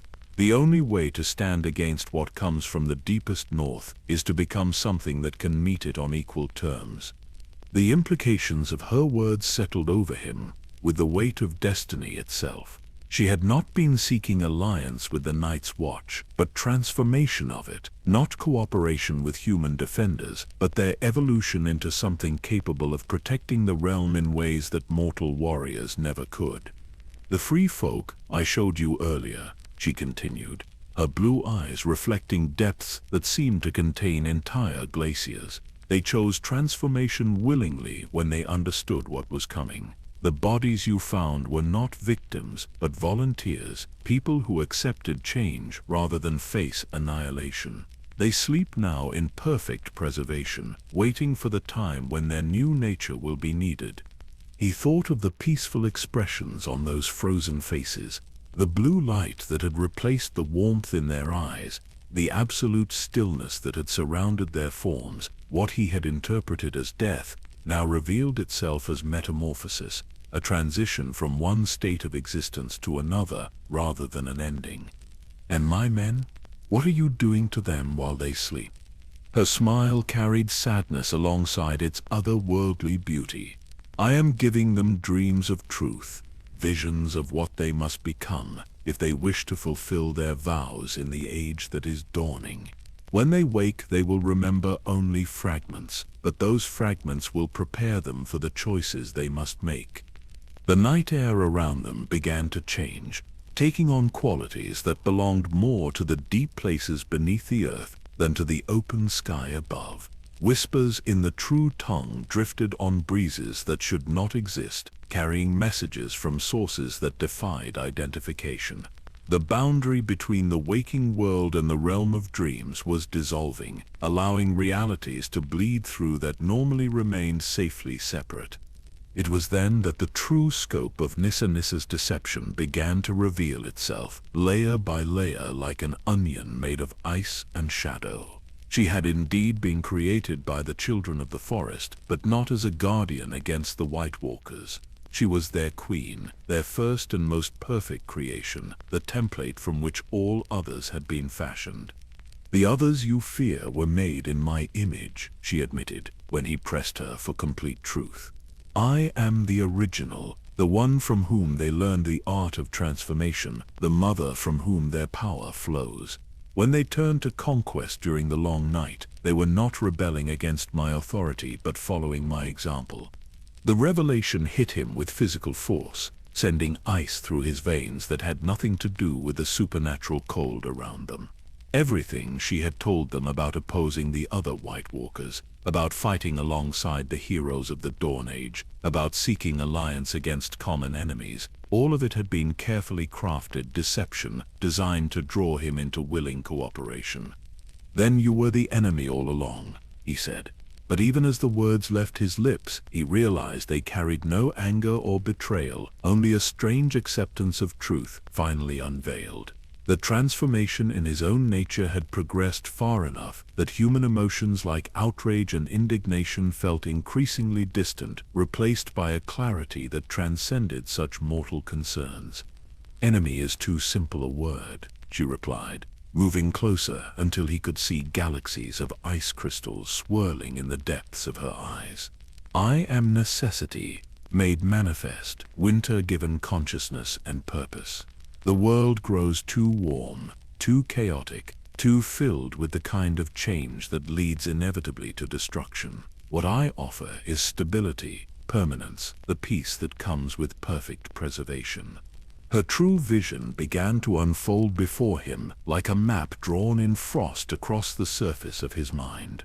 Not conquest in the traditional sense, but transformation of the entire world into something that could endure any catastrophe. Eternal winter not as an ending but as a beginning, a state of perfect preservation that would protect everything valuable from the ravages of time and change. "The long night was not an invasion," she explained, her words carrying the authority of absolute truth. "It was an offer, a chance for humanity to accept evolution into something greater than what they had been. Your ancestors chose to fight rather than transform, preferring the chaos of mortality to the peace of eternal preservation." He could see it now. The grand design that spanned millennia, the patient work of preparing the world for a second chance at accepting what she offered. The Night's Watch itself had been part of her plan, an institution that would eventually produce individuals capable of bridging the gap between human and other mortality and eternal preservation. "And now you offer the choice again," he said, understanding flowing through him like rivers of liquid starlight. The physical changes in his body were accelerating, responding to the proximity of complete truth, preparing him for transformations that would make him suitable for the role she had always intended him to fill. "To you, yes, because you carry the bloodline necessary to complete the work that was interrupted 8,000 years ago. The stark connection to the deep magics, the Winter King heritage that runs through your veins like frozen fire, all of it makes you the perfect partner for what must be accomplished." Around them, the sleeping rangers began to change more visibly, frost patterns spreading across their skin in designs that matched the ancient symbols carved into the ruined city's towers. Their breathing slowed until it became barely perceptible, their heartbeats falling into rhythms that matched the pulsing of aurora lights dancing across the star-filled sky above. They will become your first lieutenants, Nissa said, noting his attention to his transforming companions. The first of the new order, beings who retain enough humanity to understand the world that must be preserved while possessing enough of winter's nature to do what preservation requires. The weight of choice settled upon him once more, but now it carried different implications entirely. Not the decision between alliance and opposition, but between accepting transformation into something beyond human limitations or watching the world he had sworn to protect consume itself through the chaos that mortals called progress. In the distance beyond the ruined city and the transformed forest, he could sense stirrings in the deepest north that confirmed everything she had told him about greater threats awakening. Powers that made even the White Walkers seem insignificant by comparison, forces that would reshape the world regardless of human preferences or resistance. The only question that remained was whether he would guide that transformation or simply become its victim along with everyone else he had sworn to protect.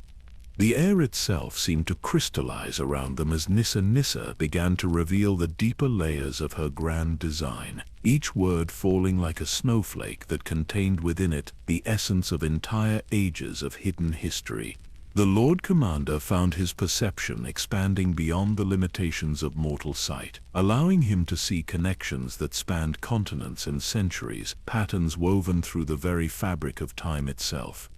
The wall was never meant to keep the others out, she said, her voice carrying harmonics that resonated through dimensions of reality he was only beginning to perceive. It was built to contain them until the proper moment arrived, until someone with the right bloodline and preparation could assume the role that was always intended for the Stark lineage. The revelation restructured everything he thought he understood about his family's history and purpose. The ancient compact between the Starks and the powers of the Deep North, the way his bloodline had always produced individuals capable of communicating with forces beyond human understanding, even the recurring dreams and visions that plagued certain members of his family across generations, all of it suddenly made terrible sense. Brandon the Builder did not construct the wall to protect the realm, she continued, moving with fluid grace to stand beside the pool of impossible water that reflected depths far greater than its apparent size. He built it as part of a carefully negotiated agreement, a containment that would hold until the next age of the world began and transformation could be completed properly. The pool's surface began to show images that illustrated her words, scenes from the Dawn Age that revealed the true nature of the bargain struck between his ancestors and the powers they had encountered in the deep places of the world. He watched his own forebears standing in councils with beings of ice and shadow, negotiating terms that would echo through millennia of human history. The Night's Watch itself was established not as a military force but as a breeding program, she explained, and he could see the truth of it unfolding in the water's depth. Generation after generation of carefully selected bloodlines, individuals chosen for their potential to bridge the gap between warm life and eternal preservation, all leading inevitably to this moment when the final candidate would emerge. His own selection as the 13th Lord Commander had not been coincidence or merit alone, but the culmination of a plan that stretched back to the foundation of the Order itself. Every decision that had brought him to this position, every test that had proven his worthiness, every dream that had prepared his mind for contact with powers beyond mortal understanding, all of it had been orchestrated with precision that spanned centuries. The free folk beyond the wall served a similar purpose, she continued, gesturing toward the abandoned village where they had first encountered clear evidence of her influence. Bloodlines preserved in isolation, genetic heritage kept pure for the moment when integration with the new order would be required. They were not random victims but carefully maintained resources, volunteer populations who understood their role in the greater transformation. The scope of her planning was breathtaking in its complexity and patience. While human civilizations rose and fell, while kingdoms fought their petty wars and maesters recorded their incomplete histories, she had been working across centuries to prepare for this singular moment when all the pieces would finally align properly. But there are others who oppose this transformation, he said, his enhanced perception detecting currents of hostility and resistance that flowed beneath the surface of her carefully ordered plan, forces that would prefer chaos to the peace you offer. Her luminous features darkened with something that might have been anger, though it carried none of the heat that human anger possessed. "The dragons," she said simply, and in that word he heard the echo of conflicts that went far deeper than the political struggles between great houses. The pool's surface shifted to show visions of ancient Valyria at the height of its power, revealing dragons not merely as beasts tamed by human ambition, but as manifestations of forces fundamentally opposed to the preservation she represented. Fire and ice, chaos and order, the eternal dance between transformation through destruction and transformation through preservation.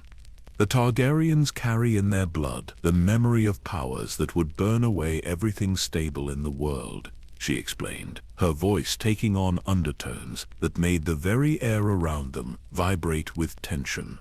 Their dragons are not simply weapons but symbols of a philosophy that glorifies change for its own sake, destruction as a form of creativity, the kind of chaos that ultimately consumes everything it touches. He could see it now. The underlying conflict that had shaped the history of Westeros since the doom of Valyria, the struggle between forces that sought to preserve the world through perfect stasis and those that would remake it through constant devastating change.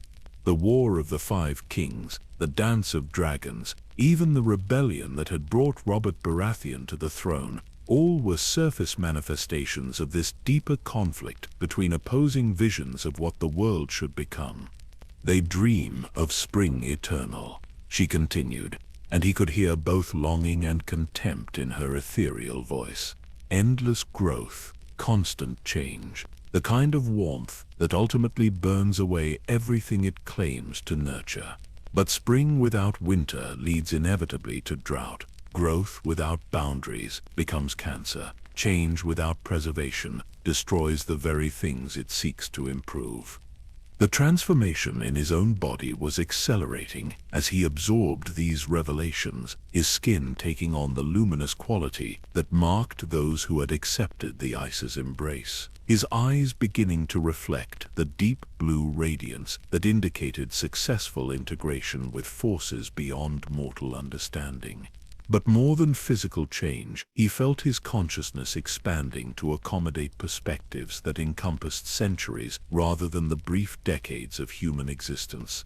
His sleeping companions were undergoing similar metamorphosis, their forms becoming more perfect, more preserved, more capable of enduring the transformations that were coming to the world, whether humanity accepted them willingly or not. The peace on their faces reflected not the oblivion of death, but the serenity of having transcended the fears and limitations that had defined their mortal existence. In the deepest north, beyond the lands that even the boldest wildlings have explored, ancient powers stir that will reshape this world regardless of human preferences, she said, her words carrying the weight of prophecy fulfilled rather than prediction offered.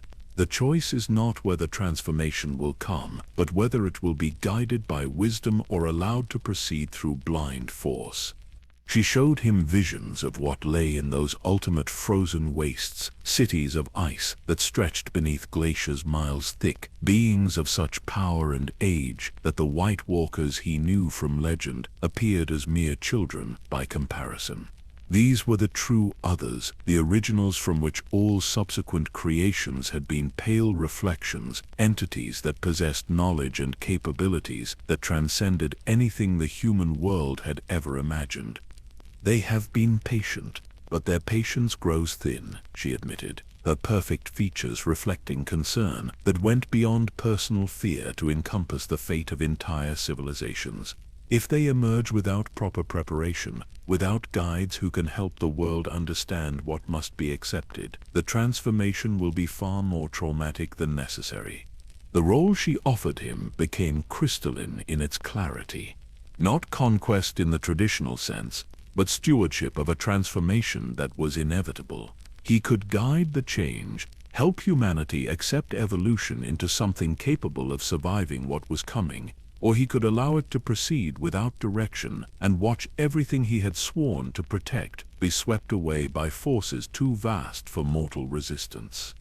The Night's King was always meant to be more than a title, she explained, as the aurora lights above them began to pulse in rhythm with his transformed heartbeat. It was to be a partnership, a joining of the deepest winter with the warmest human blood, creating something that could bridge both worlds and guide them towards synthesis rather than mutual destruction.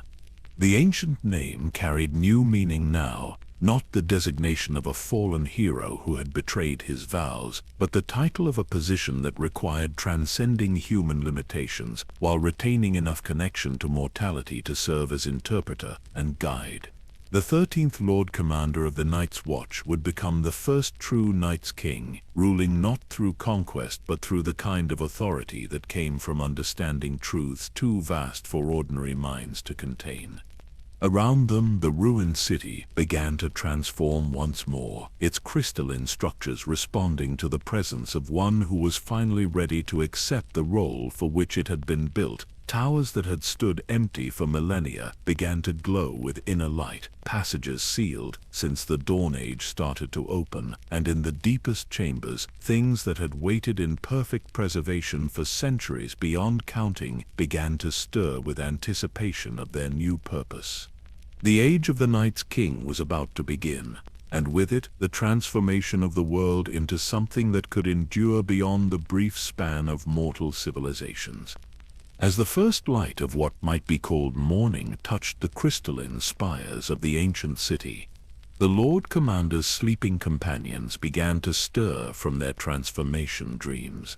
But they woke as changed men, their eyes now reflecting depths that had not existed when they first ventured beyond the wall, their movements carrying the fluid grace of those who had touched something beyond mortal understanding. Sir Broderick Dustin was the first to fully awaken, his weathered features now bearing an ageless quality that spoke of preservation rather than the simple passage of time. When he looked upon his Lord Commander, recognition blazed in eyes that had acquired the deep blue radiance of winter's heart, and he knelt not in submission, but in acknowledgement of a truth that transcended ordinary loyalty. "My lord," he said, his voice carrying harmonics that had not been there before, "I have dreamed such dreams. I have seen the deep history, the true purpose, the necessity of what must come to pass." One by one, the others awakened to similar understanding. Thomas Ember spoke of visions that had shown him the interconnected nature of all living things, the way that preservation of the whole sometimes required transformation of the parts. Micken Forrester described dreams where he had walked through forests of glass and ice, learning to read tracks left by creatures that existed between dimensions of reality. Sir Jeremy's awakening brought with it knowledge of logistics beyond anything mortal minds usually contemplated, understanding of how to organize and supply forces that would operate across centuries rather than seasons. Sir Jeremy's from his transformative sleep with tactical insights that encompassed warfare on scales that dwarfed any conflict in recorded human history. Each man retained his essential self, his core memories and defining characteristics, but layered over these familiar foundations were new capacities for thought and perception that allowed them to grasp concepts previously reserved for beings of power far beyond human limitations. They were still the brothers he had known and trusted, but they were also something more, something capable of serving purposes that transcended the simple protection of mortal realms. Nissa observed their awakening with satisfaction that carried undertones of deep relief. "The process is more dangerous when attempted rapidly," she explained, as they gathered in the great hall where shadows danced with memories of ages past. To force such change upon unprepared minds often results in madness or dissolution. But your companions were selected well, their bloodlines carrying sufficient heritage to accept transformation without losing their essential selves. The knowledge that flowed between them now required no spoken words, their enhanced consciousness allowing direct sharing of thoughts and insights that would have taken hours to communicate through ordinary speech. In moments, they absorbed understanding that painted the true scope of what lay ahead, the challenges and opportunities that would define their transformed existence. The ancient city itself began to respond to their collective presence, systems that had lain dormant for millennia, awakening to serve their new purposes. Chambers filled with crystalline devices hummed to life, their surfaces displaying information in scripts that their enhanced minds could now interpret with ease. Maps materialized in the air above them, showing not just geographical features but flows of power and influence that shaped events across continents. Through these systems they learned of others like themselves scattered across the northern wastes, individuals and groups who had accepted similar transformations over the centuries since the long night ended. Not many, for the process required specific bloodlines and carefully prepared circumstances, but enough to form the nucleus of what would become a new order of guardians. The free folk beyond the wall were never truly free. Nissa explained as they studied displays showing population movements and bloodline distributions across the vast territories north of their ancient barrier. They were preserved bloodlines, maintained in isolation to ensure that the genetic heritage necessary for transformation would remain available when the time came. Some among the wildling clans carried the blood of the first men in concentrations that had been lost in the more civilized regions of Westeros. Others descended from unions between humans and beings that predated human arrival in the world, their mixed heritage providing bridges between different forms of consciousness and existence. The giants, the children of the forest who still survive in the deepest places, even some of the more unusual wildling clans, she continued, her luminous features reflecting complex emotions as she spoke of allies and resources that had been carefully maintained across millennia. All have been waiting for this moment, preparing for roles they will play in the transformation to come. The Lord Commander found his enhanced perception reaching out across vast distances, touching minds that existed in states of preservation similar to his own rapidly evolving consciousness. Ancient beings stirred in response to his growing power, recognizing the emergence of one who could finally coordinate efforts that had been fragmented for far too long. In the deepest chambers beneath the Ice City, they discovered archives that contained not just knowledge but preserved consciousness itself. The greatest minds among the children of the forest had found ways to transcend physical death, encoding their personalities and memories in crystalline matrices that could interact with appropriately prepared individuals. The maesters of your citadel believe themselves the keepers of knowledge. One such preserved consciousness communicated directly into their enhanced minds, its presence carrying the weight of wisdom accumulated over geological time periods. But they study only the surface layer of reality, the obvious connections and mechanical interactions that govern the crude physical world. These ancient teachers shared understanding that revolutionized everything they thought they knew about the nature of existence itself. Consciousness was not dependent upon flesh, but could inhabit any sufficiently complex structure. Life was not limited to warm-blooded creatures but extended to patterns of organization that maintained themselves across time and space. Death was not an ending but a transformation, a change of state that allowed different forms of existence and interaction. The Dragon Lords of Old Valyria discovered some of these truths. Another preserved mind shared, its thoughts carrying undertones of ancient conflict and regret. But they used such knowledge for destruction and domination rather than preservation and synthesis. Their fire burned away the very foundations upon which stable civilization must rest. Through the afternoon that stretched into a twilight filled with dancing lights of supernatural origin, they absorbed wisdom that spanned every aspect of existence from the molecular to the cosmic. They learned of forces that shaped not just individual worlds, but entire systems of reality, understanding that stretched their consciousness to encompass perspectives that transcended anything their former selves could have imagined. The transformation was no longer just physical but had become intellectual and spiritual as well, expanding their capacity for thought and feeling in directions that mortal minds could not explore. They retained their essential humanity, their capacity for loyalty and duty and even love, but these emotions now operated on scales that encompassed centuries and consequences that would affect generations yet unborn. As night fell over the ancient city, bringing with it stars that wheeled in patterns designed by intelligence rather than chance, they began to plan their return to the wall and the greater world beyond. But they would not return as the same men who had crossed that ancient barrier, nor would they serve the same simple purpose that had originally brought the Night's Watch into existence.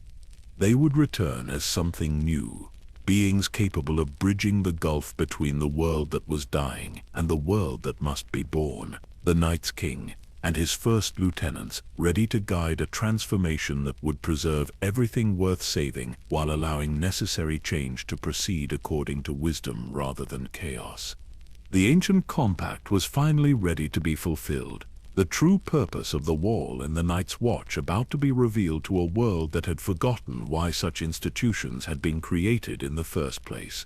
The age of preservation was about to begin, guided by those who had accepted the ice's embrace while retaining enough warmth to remember what they were preserving and why. The journey back toward the wall began at twilight, when the boundary between day and night dissolved into something that belonged neither to mortal time nor natural cycles. The transformed rangers moved through the landscape with steps that left no trace, their enhanced forms gliding across terrain that would have challenged their former selves for days of hard travel. But they were not returning to the same wall they had left. With each mile southward, the Lord Commander could sense changes in the ancient barrier that had protected the realms of men for 8,000 years. The protective enchantments woven into its foundation were shifting, responding to his transformation and preparing for purposes that went far beyond simple defense against northern threats.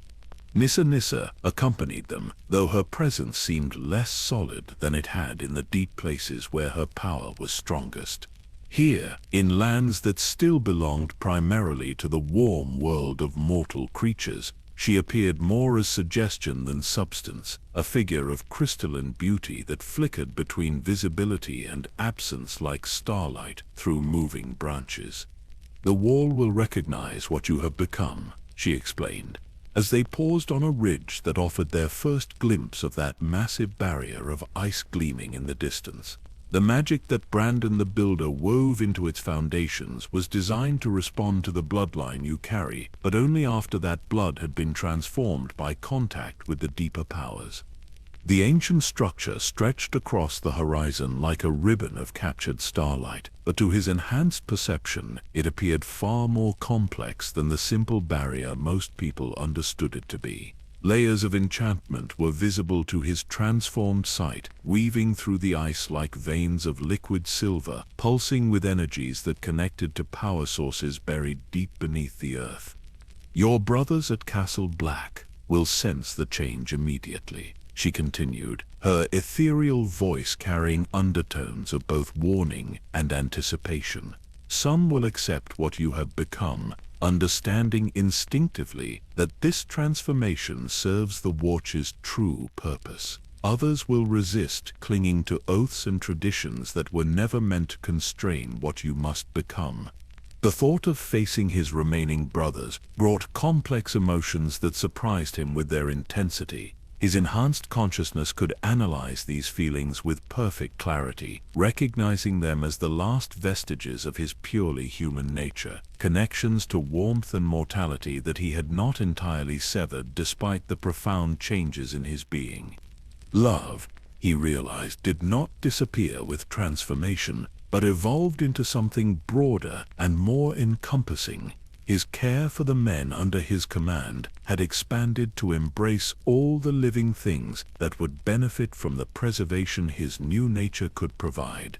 Duty remained, but it now operated on scales that spanned centuries rather than the brief decades of mortal service.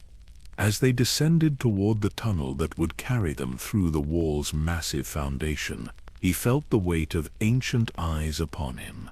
Not hostile observation, but the attention of powers that had waited through millennia for this moment when their carefully laid plans would finally bear fruit. The weirwoods scattered throughout the northern forest seemed to lean in their direction, their carved faces reflecting satisfaction rather than the neutral watchfulness they usually maintained. The old gods were never separate from the forces you now serve, Nissa observed, noting his awareness of this supernatural attention. They were the children's way of maintaining connection to the warm world, even after their physical forms could no longer sustain such contact.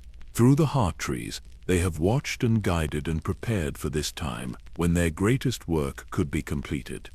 The tunnel through the wall stretched before them like a throat of ice, but now he could perceive the intricate enchantments woven through every frozen surface.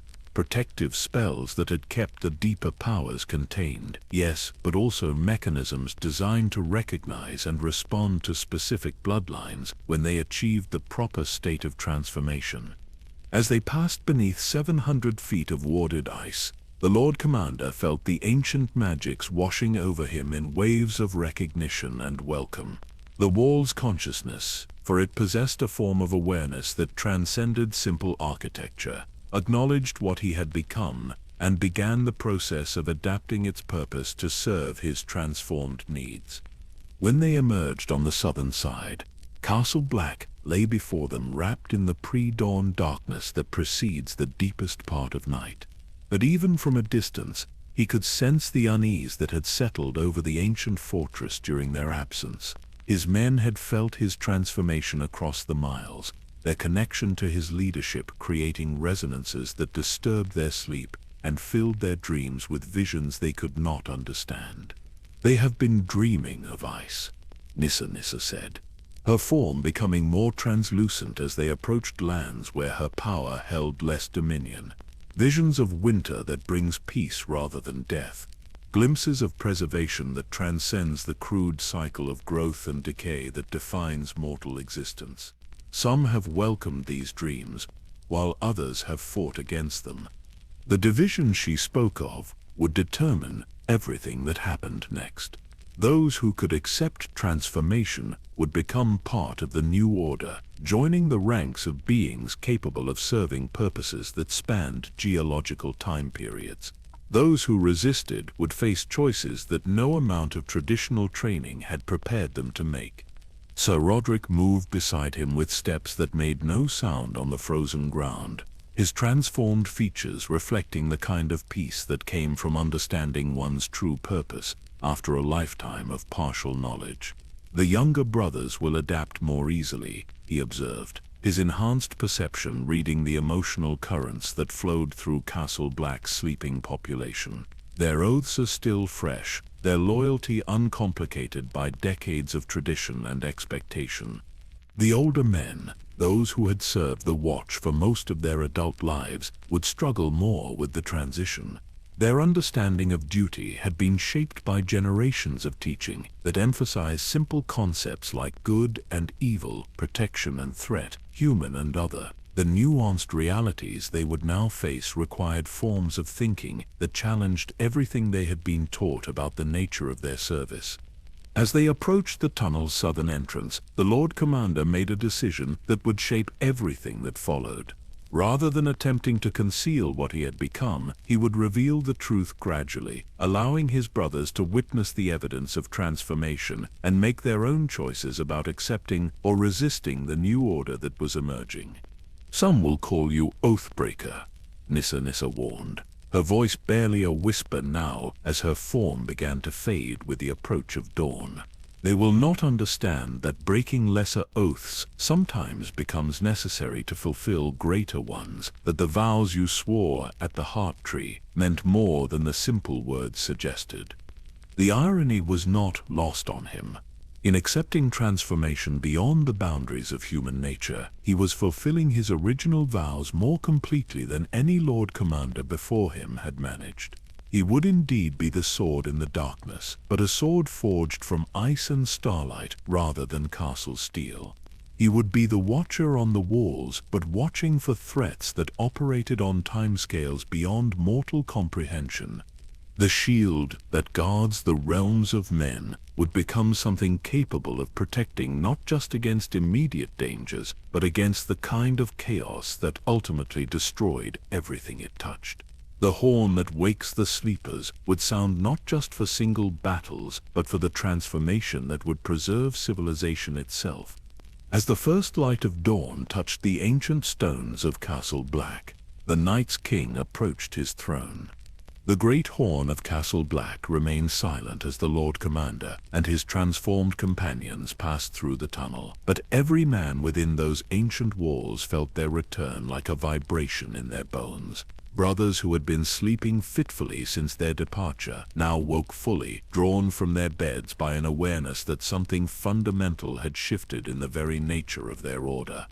Maester Qyburn was the first to meet them in the courtyard, his chain of many metals catching the early morning light as he hurried forward with questions already forming on his lips. But the words died unspoken when he looked upon his Lord Commander's transformed features, recognizing immediately that the man who had left Castle Black no longer existed in any form that mortal definitions could encompass. "My lord," the Maester whispered, his scholarly mind struggling to categorize what his eyes were showing him. The figure before him retained the physical form of the 13th Lord Commander, but every line and angle had been refined, perfected, elevated beyond the crude limitations of ordinary flesh. Most unsettling were the eyes, which now reflected depths that seemed to contain entire galaxies of frozen stars.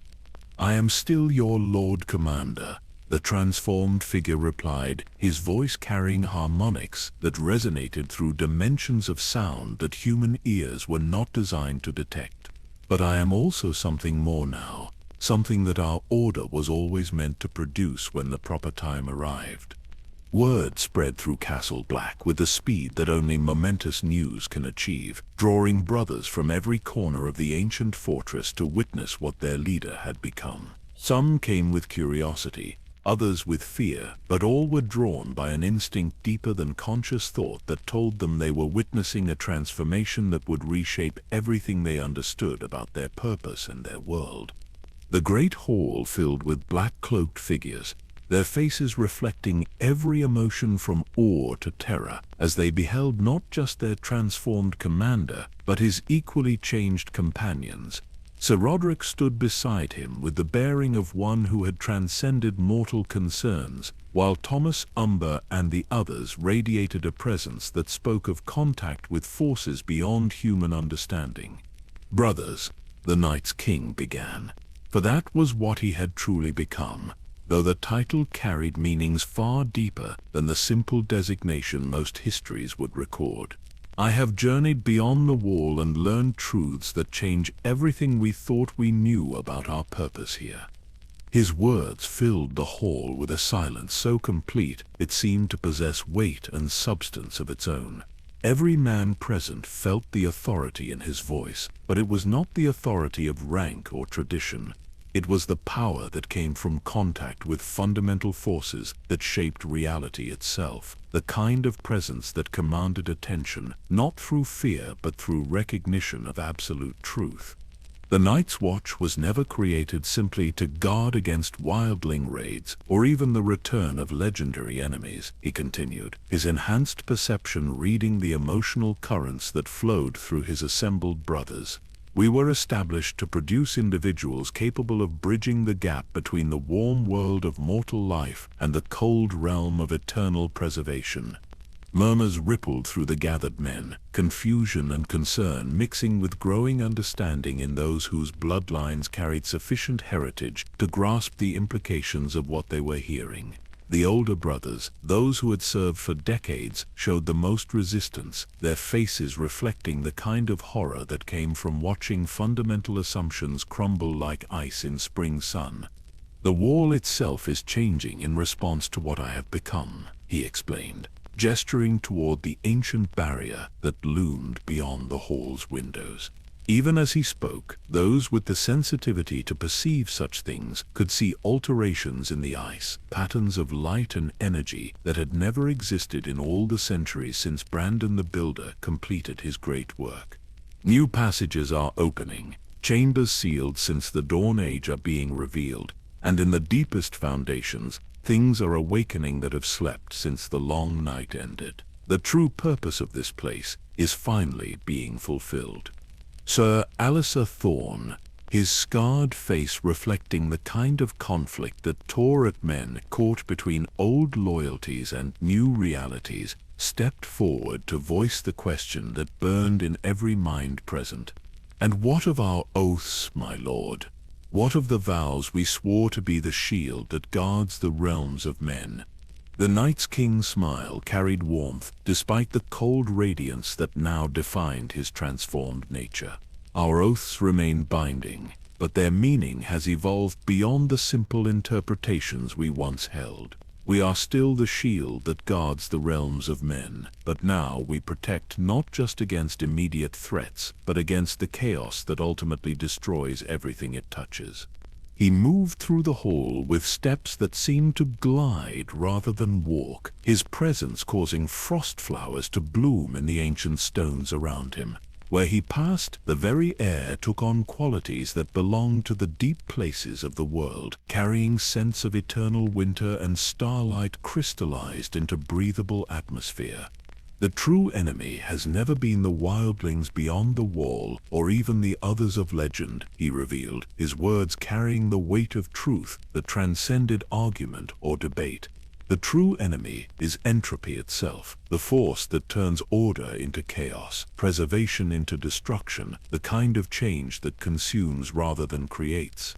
Around the hall, responses varied dramatically, according to each man's capacity for accepting transformation. Some brothers felt the truth of his words resonating in their bones, recognition of purposes they had always sensed but never understood. Others recoiled from implications that challenged everything they had believed about the nature of good and evil, protection and threat. "I offer each of you the choice that was offered to me," he continued, his enhanced consciousness touching each mind present, reading their readiness for truth and their capacity for evolution. "Remain as you are, and serve the watch in ways that have become traditions, or accept transformation, and discover what it truly means to guard the realms of men against forces that operate beyond the scope of mortal understanding." Young brothers like Jon Snow's ancestor, whose stark blood carried the heritage necessary for successful transformation, stepped forward with expressions that reflected wonder rather than fear. They had felt the call in their dreams, experienced visions that prepared them for this moment, when choice would determine not just their individual fates, but the destiny of the entire order. Older men, those whose loyalty had been shaped by decades of simpler certainties, struggled with decisions that challenged everything they had sworn to uphold. Some would eventually accept the new reality, understanding that evolution of purpose was sometimes necessary to fulfill original intent. Others would resist, clinging to interpretations of duty that no longer served the changing needs of the world they had sworn to protect. The transformation is not forced upon anyone, the Night's King assured them, his voice carrying compassion that had been refined rather than eliminated by his contact with cosmic forces. But those who accept it will discover capabilities beyond anything their former selves could imagine. The power to preserve rather than simply defend, to guide change rather than merely react to it, to serve purposes that span centuries rather than the brief decades of mortal life. Throughout the day that followed, Castle Black became the stage for individual dramas of choice and consequence that would determine the future of the Night's Watch itself. Some brothers approached their transformed commander with questions that revealed their readiness for evolution. Others withdrew to pray in the sept or meditate beneath the ancient weirwood, seeking guidance from powers they had served without fully understanding.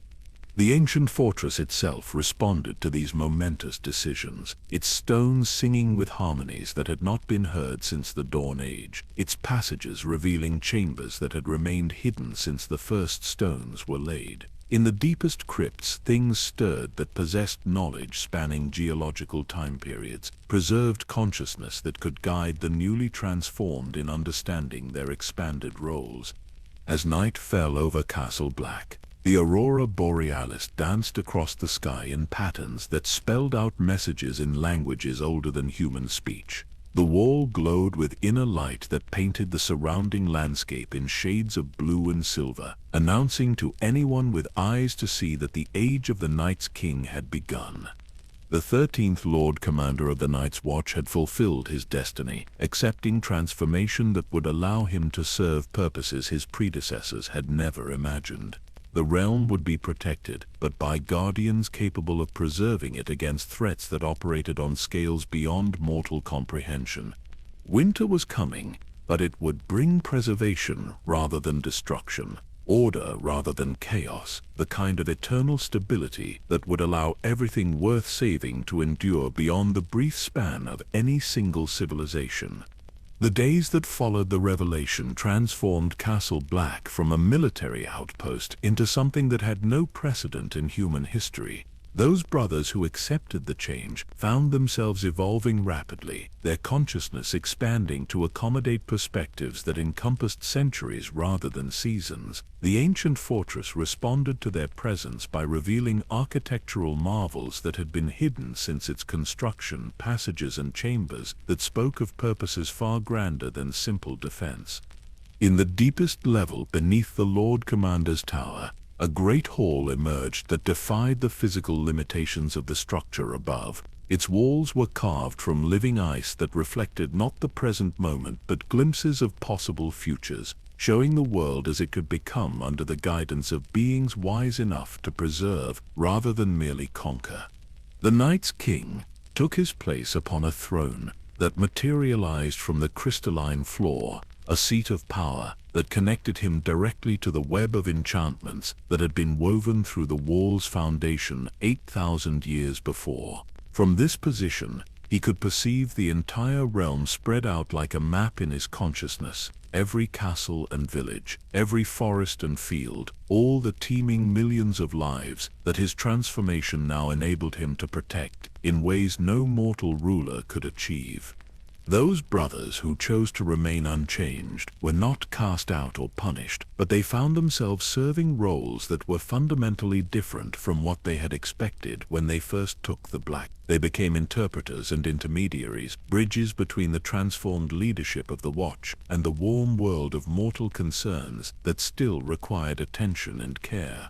Maester Qyburn, his scholarly mind thriving on the new knowledge that flowed through Castle Black, like water through a broken dam, threw himself into cataloging the revelations that emerged from previously sealed archives. Ancient texts written in scripts that hurt mortal eyes to perceive became readable to his enhanced perception, revealing histories that painted the true scope of the forces that had shaped the world since its beginning. The maesters of the Citadel believe they serve knowledge, he reported during one of the evening councils that had replaced the simple meetings of the old order. But they study only the surface layer of reality, the obvious connections and mechanical interactions that govern crude physical existence.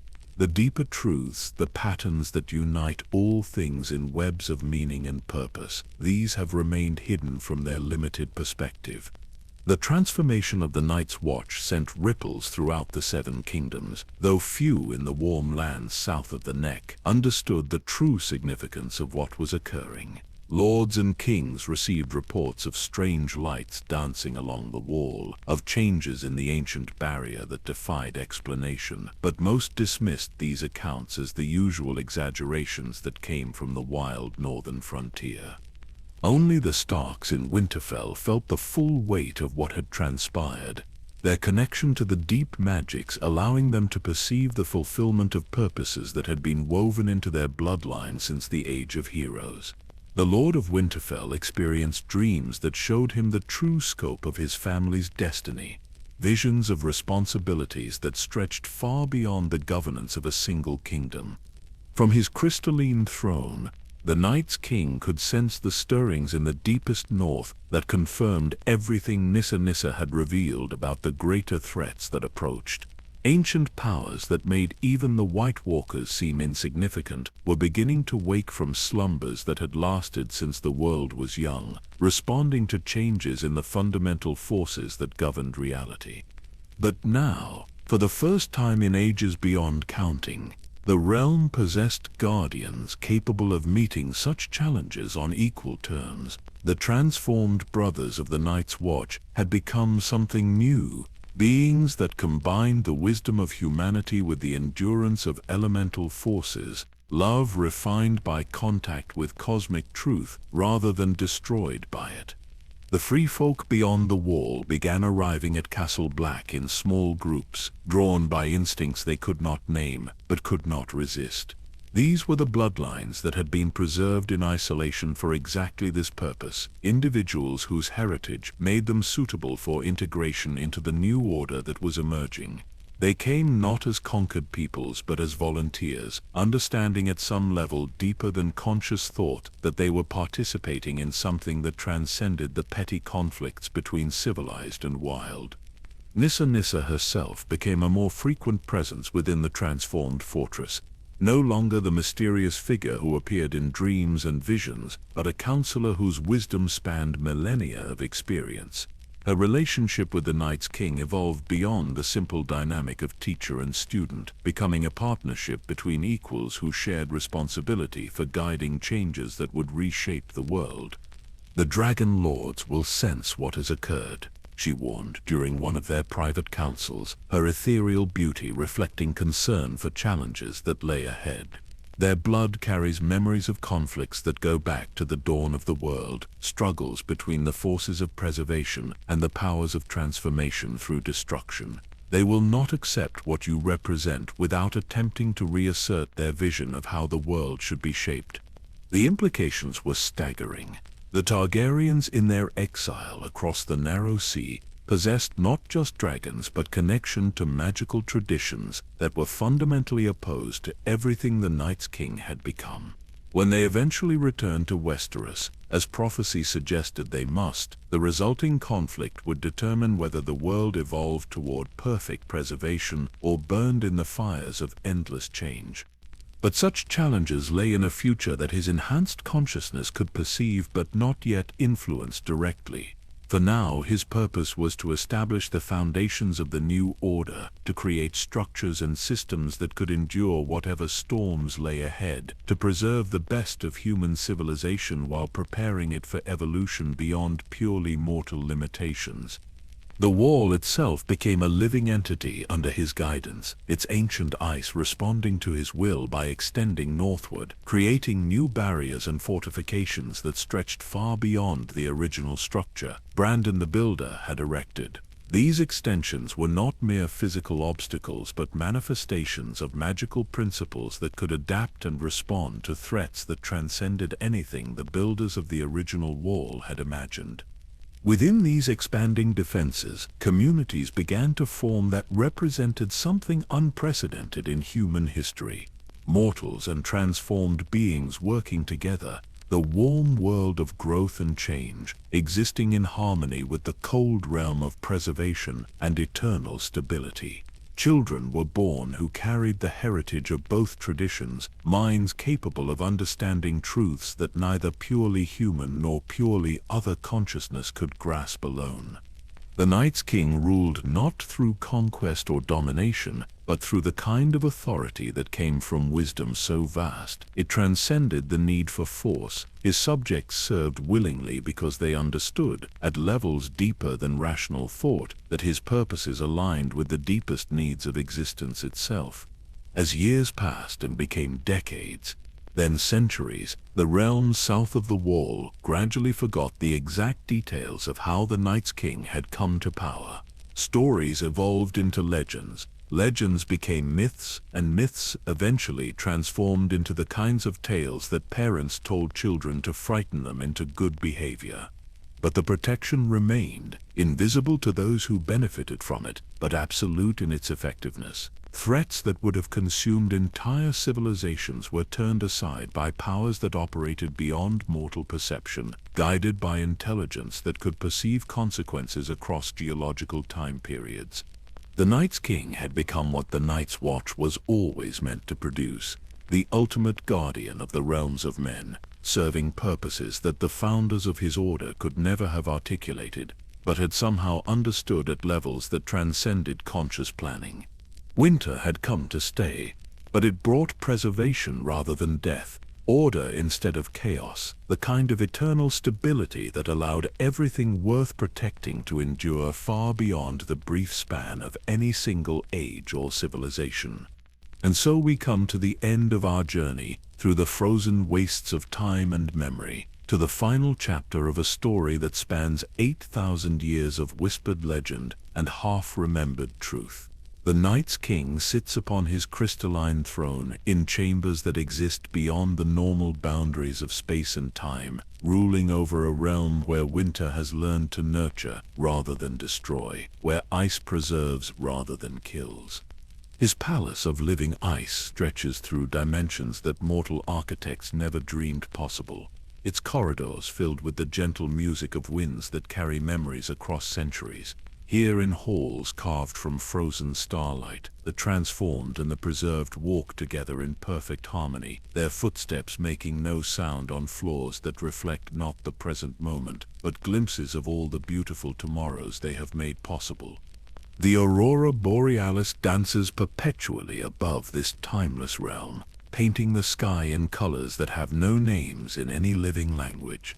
These lights are not merely atmospheric phenomena, but visible manifestations of the deep contentment that flows through everything the Night's King's rule has touched. They wheel and spiral in patterns that tell stories of preservation and protection, of love that transcended the boundaries between life and death to become something eternal.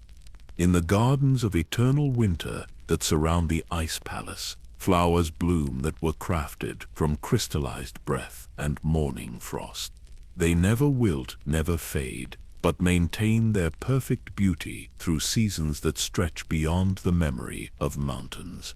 Here children play, who were born of unions between the warm world and the cold realm, their laughter ringing like silver bells through air that tastes of snow and starlight. The Night's King himself has become something beyond the simple categories that once defined existence, neither fully human nor entirely.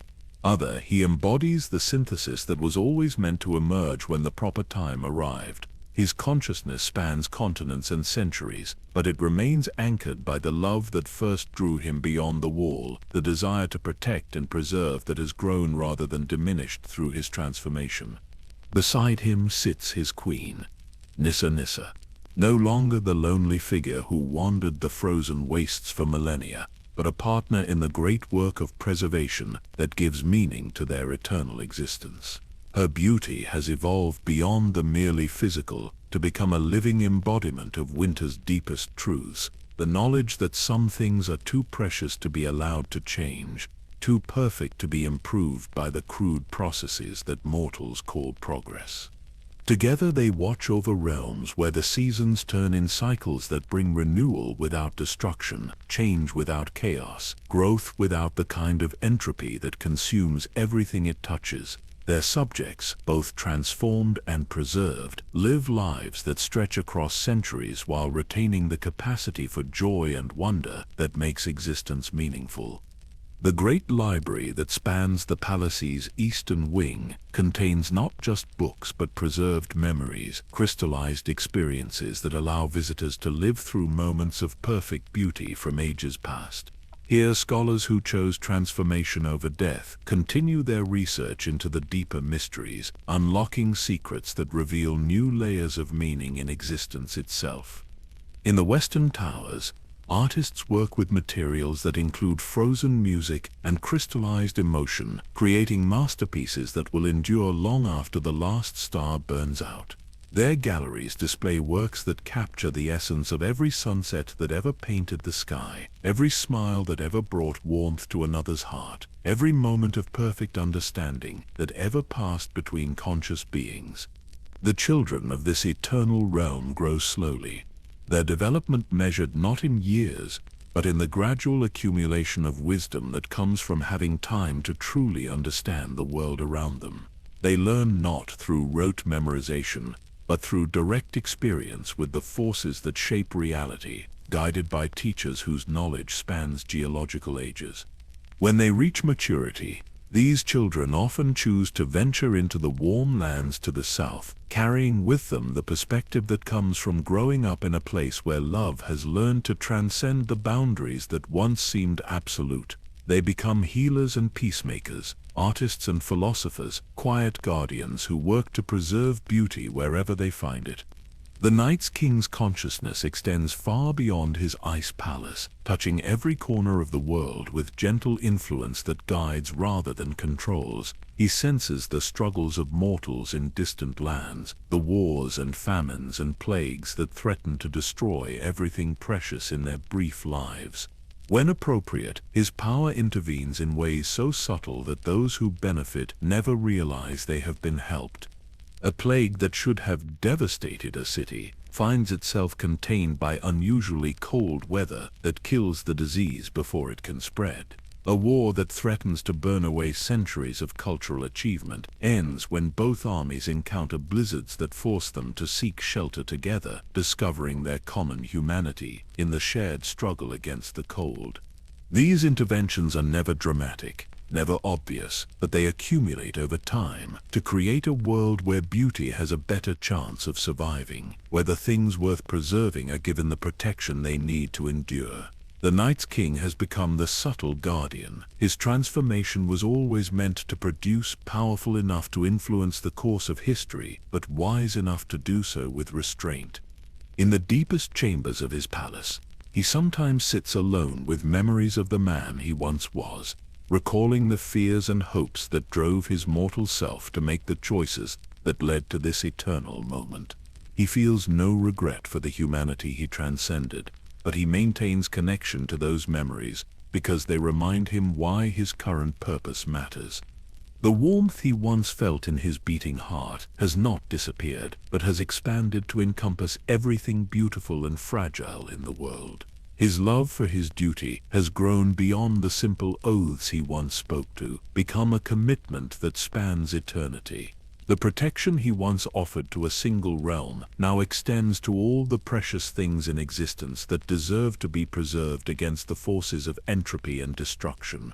As night settles over his timeless kingdom, bringing with it the gentle peace that flows through everything his rule has touched, the Night's King allows his consciousness to drift across the sleeping world beyond his frozen borders. He listens to the dreams of children in distant lands, watches the slow dance of stars across skies that span continents, feels the steady pulse of life that continues because he and his queen chose preservation over conquest. And in that vast contentment, in the perfect peace of knowing that his transformation serves purposes greater than any single existence could comprehend, he finds the deepest satisfaction that consciousness can achieve. He has become what the Night's Watch was always meant to produce, what the wall was built to protect, what love becomes when it learns to transcend the boundaries that once seemed absolute. The story ends where all the best stories do, not with conquest or destruction, but with the quiet satisfaction of duty perfectly fulfilled, of love that has found its truest expression, of winter that has learned to nurture the very things it was once thought to threaten. Thank you for joining me on this journey into the deepest mysteries of Westeros. If you enjoyed exploring these ancient secrets, please consider subscribing for more adventures into the hidden corners of the worlds we love. Until next time, may your dreams be filled with the gentle peace of eternal winter, where all beautiful things are preserved forever.